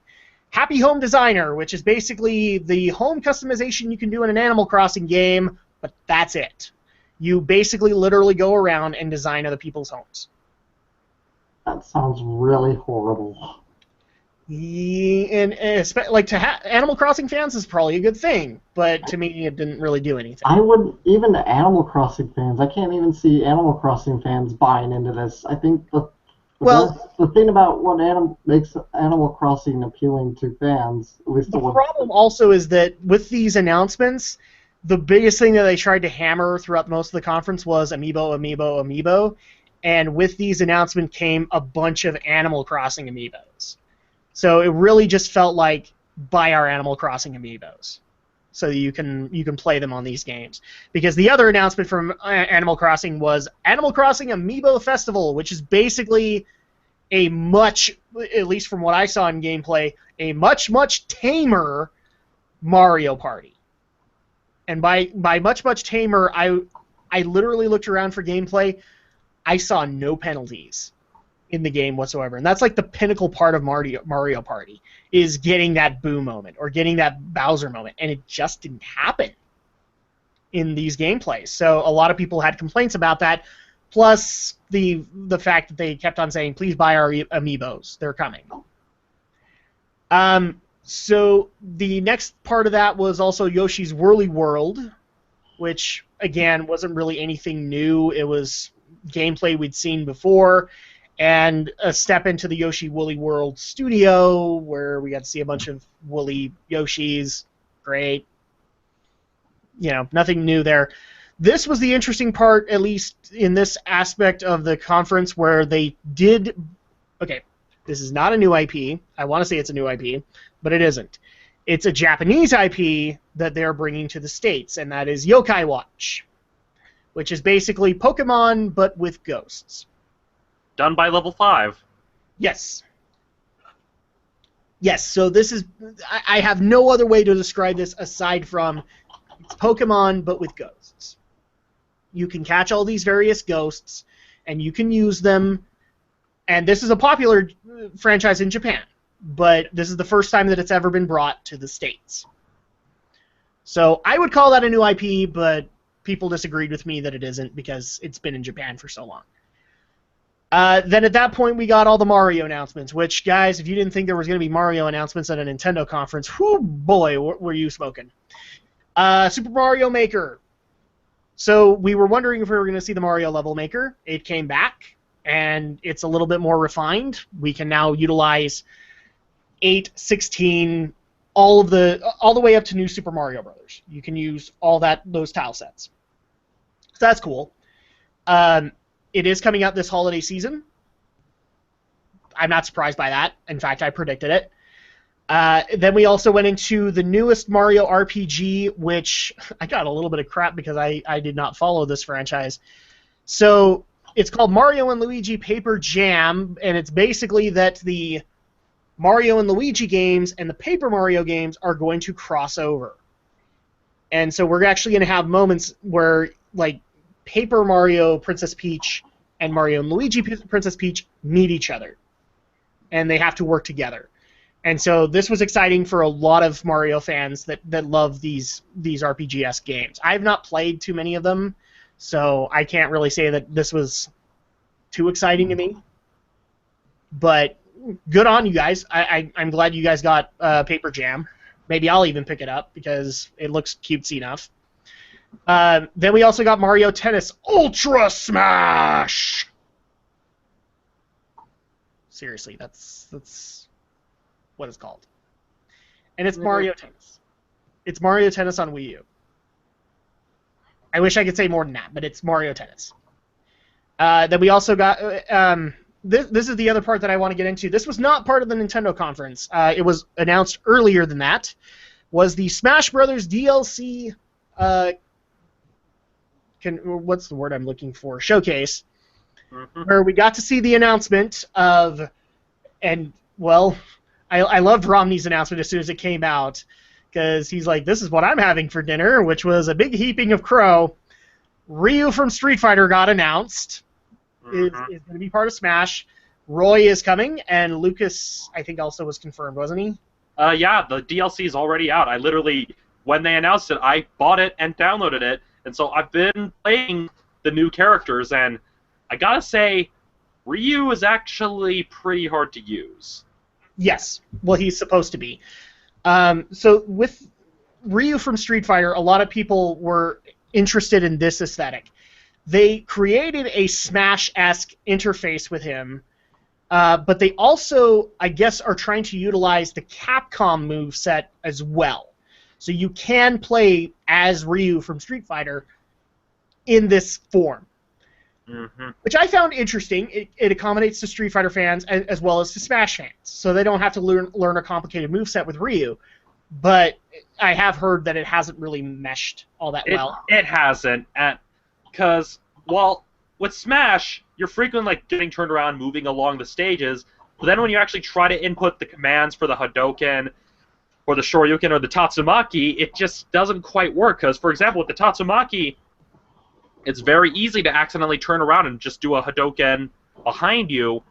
And with the Shoryuken, trying to do it while fighting in a very fast-paced, intense fight, making sure you actually hit, it's a challenge. Yeah, and so I've heard that that's not gone over very well, but at least in theory it was a good idea. I also like the unveiling of Ryu's stage, and also a remixed version of Ryu's theme. So that was really cool. The other major announcements that we got for it, we didn't get a Roy-themed world. We got Dreamland. Yeah, we got Dreamland from the 64 version. And then they also announced the Miiverse stage for the Wii U, and those were the main add-ons.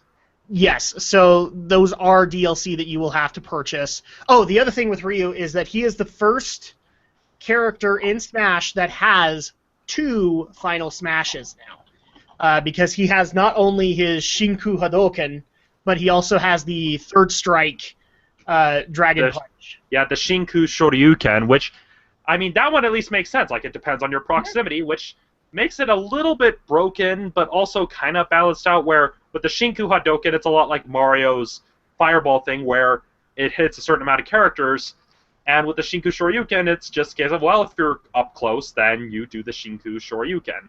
Yeah, exactly. And so this actually created a bit of a problem for Smash fans, because the first question that came up to them was, are you planning on putting in second Final Smashes to all the other characters?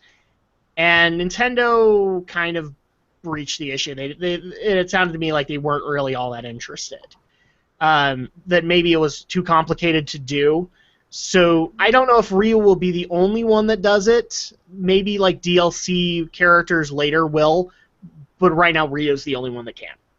Yeah, and just compared to like the other DLC characters, I mean, Lucas, he plays the same exact way he did in Brawl, but with Roy, he actually got some pretty interesting changes. Yes, I heard he's not his melee self anymore. No, like from an animation thing, they changed the way he holds his sword to something that matches more with his character in Blazing Sword. So now he basically holds it, and I actually have a sword that I can demonstrate this on. Instead of holding it like this, he holds it like this when he swings. Yeah. But then they also, I think they gave him a more powerful Final Smash than what Marth has, because while Marth does the critical strike that hits one opponent, Roy's has a build-up to it when you trigger it that will actually rake in multiple opponents if they're close enough, and then you knock all of them out, which is actually pretty cool. Yeah. I've liked everything that I've seen from the new DLC characters, and it actually makes me very excited for other DLC characters that could come in the future.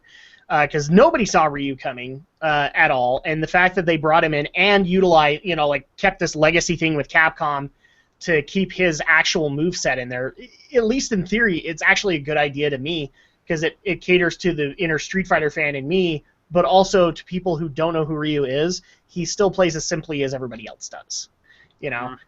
It's not hard to understand how he works, whether the implementation has been flawed. I have not gotten my hands on Ryu just yet, but I actually am going to get the DLC for it. So that is pretty much the Nintendo conference. So, Alex, you've been actually kind of quiet on this. So your thoughts on the Nintendo conference as a whole? Well, I don't want to. I have to kind of join the sort of sea of negativity that I found Nintendo kind of lackluster this year compared to last year. Last year they got me really excited. Last year they made me want to go out and buy a Wii U. This year I didn't get much of anything really, and unfortunately it's only kind of fueling the paranoia that Nintendo's getting anxious and ready to drop the Wii U for the NX, even though they're clearly not. That's a lot of the speculation that has come out of it, is that they have dropped the Wii U entirely. They may have even dropped the 3DS entirely, and they are working on the NX. Yes, but they're not. I mean, we know that Zelda Wii U is still going to be on Wii U. It's not going to... Yeah. Who knows, it might be cross-gen, but it's not going to shift entirely to NX. And there was nothing to really get me too excited. I saw Mario Maker last year. I saw Yoshi's Woolly World last year.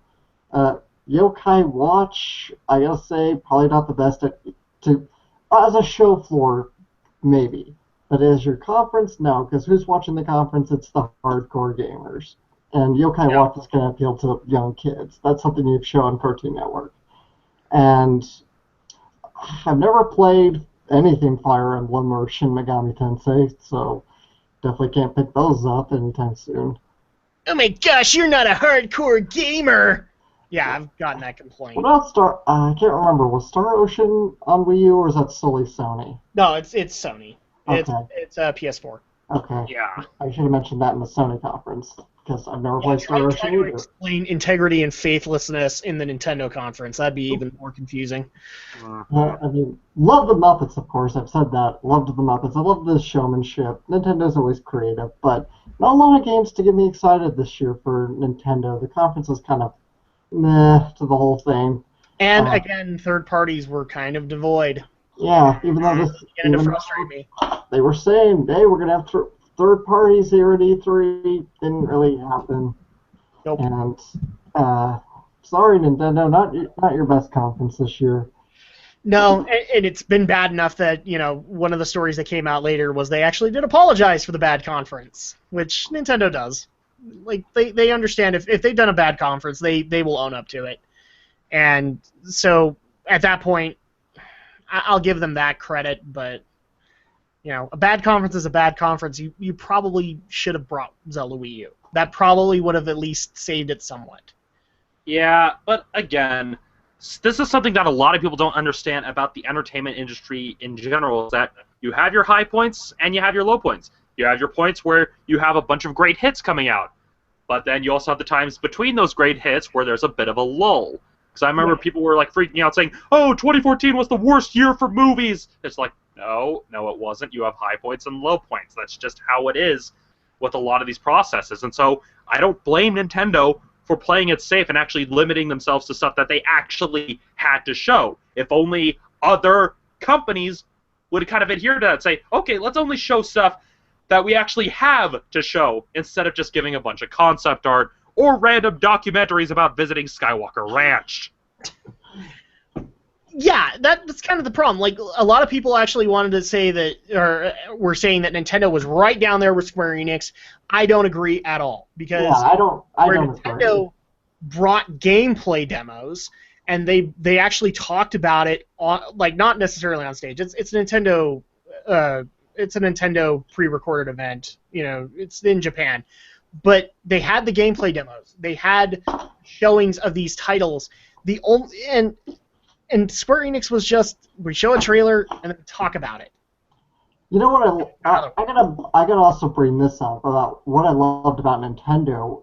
It was the sort of developer stories where we got to see Miyamoto sit down and talk about what inspired him to make Star Fox, and we even got to see the graph paper they drew the original Mario levels on. That was so cool. Yeah.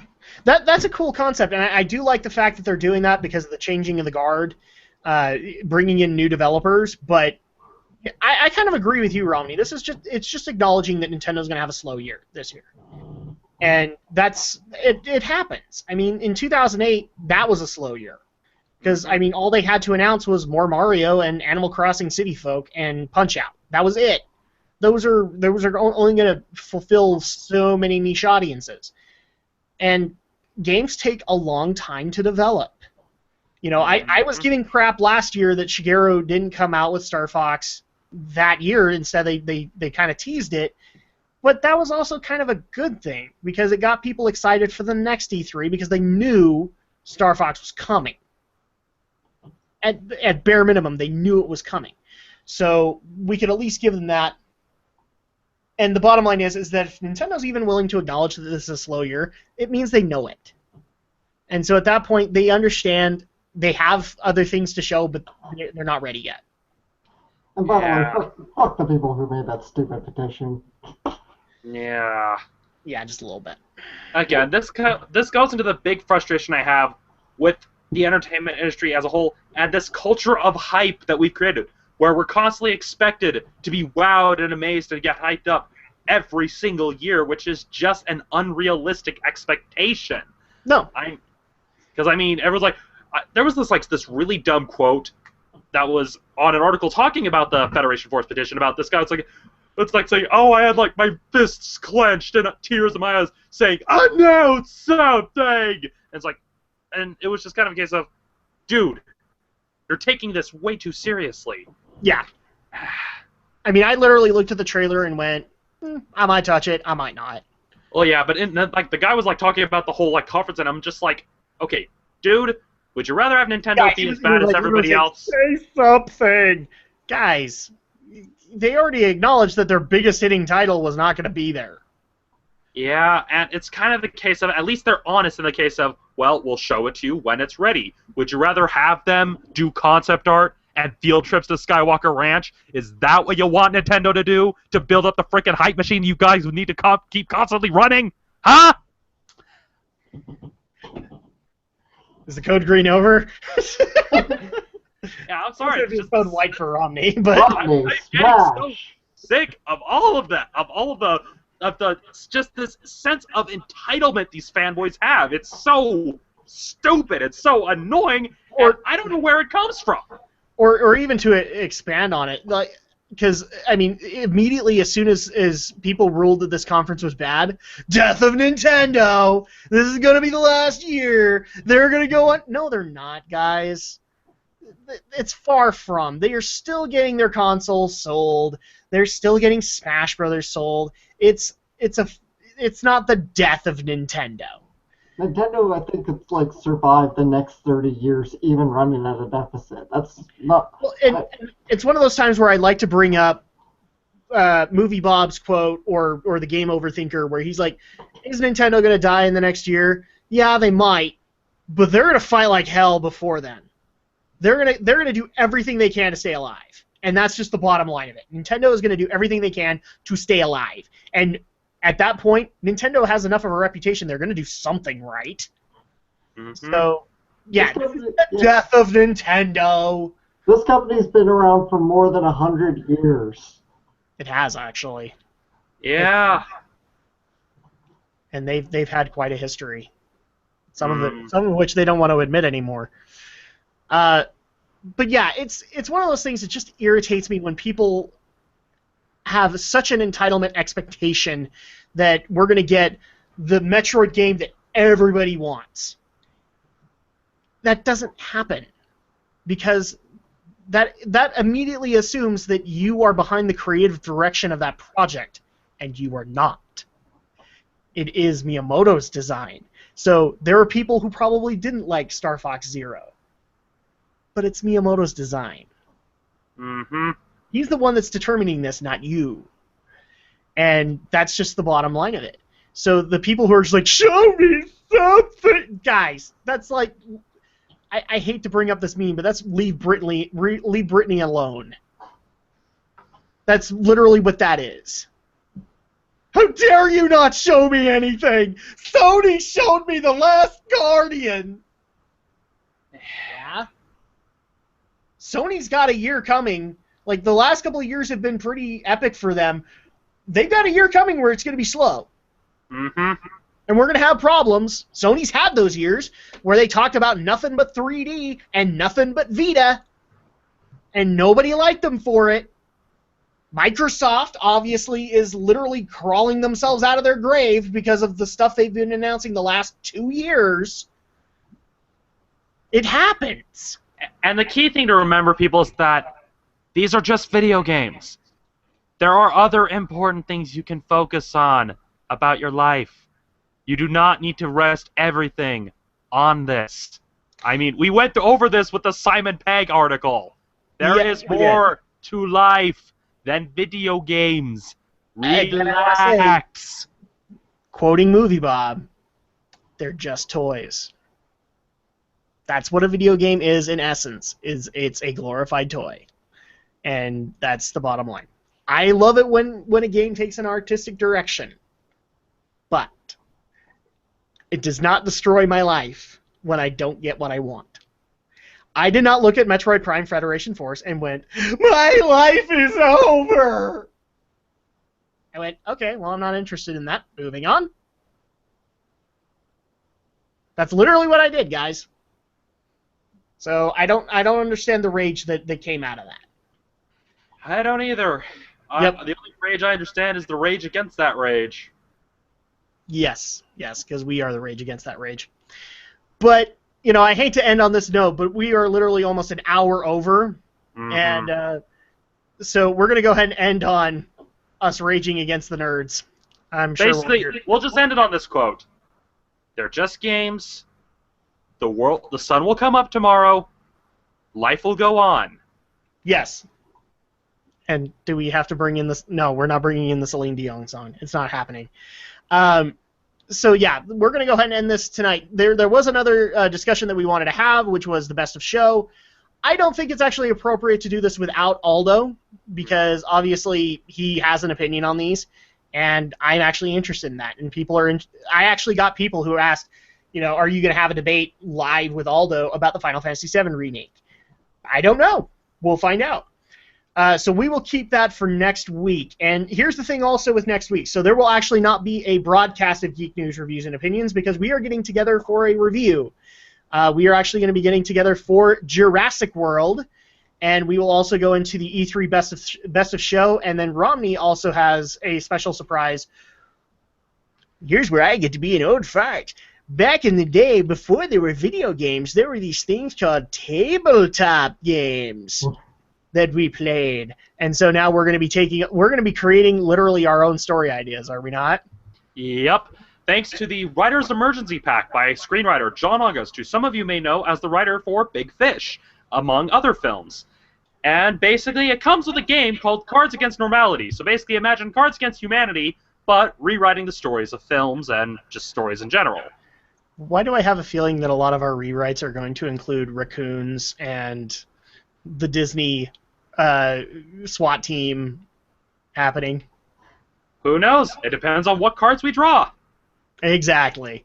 So we're going to go ahead and end on that note. If people want to get a hold of us and give your opinions on the various aspects of E3, we do want to get your comments on them. We want to see what you guys think of the games that did get announced, the ones that didn't get a whole lot of praise or any kind of announcement whatsoever. They were just relegated to the show floor, because there were a lot of third-party developers that were relegated to the show floor as far as Nintendo was concerned and shouldn't have been.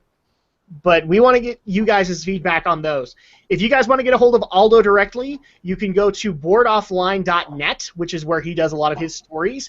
He also does YouTube work with Anime Overdub ES, as well as Reviews versus the World. And then also he does work on his own channel, but it's kind of rare. If you guys want to... rare. You see what I did there? You can also follow him on Twitter, which is at Aldo531. And you can ask him your opinions on the various games that they covered at E3 and whatnot.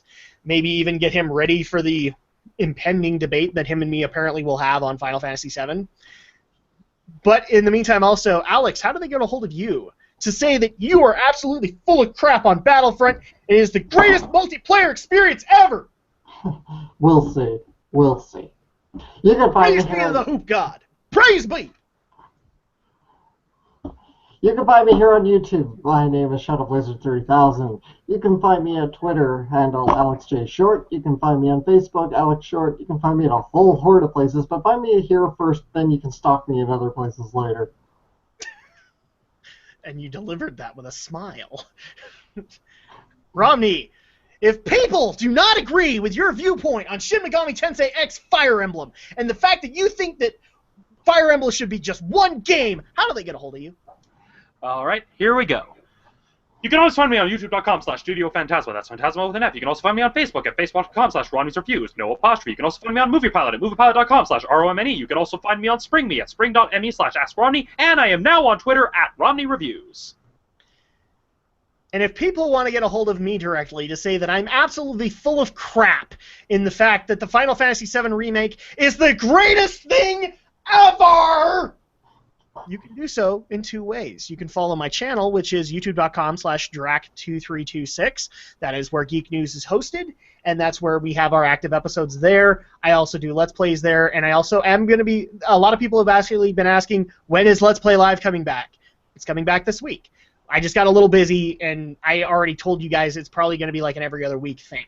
It's coming back. My E3 opinions will be there, and I will probably be taking questions on whether or not I am full of crap on Final Fantasy VII. I don't know. You can also follow me on Twitter, which is the exact same handle, Drac2326, and you can actually sit there and watch me pretend to be an active person on Twitter, because that's what I was doing all week last week. I will admit I don't touch my Twitter that often, but when I do, I have stuff to say. If people want to follow the show directly, you can do that one of three ways. You can go to our email, which is geekyweek@gmail.com, and leave us stories that you would like us to cover, especially E3-related stories.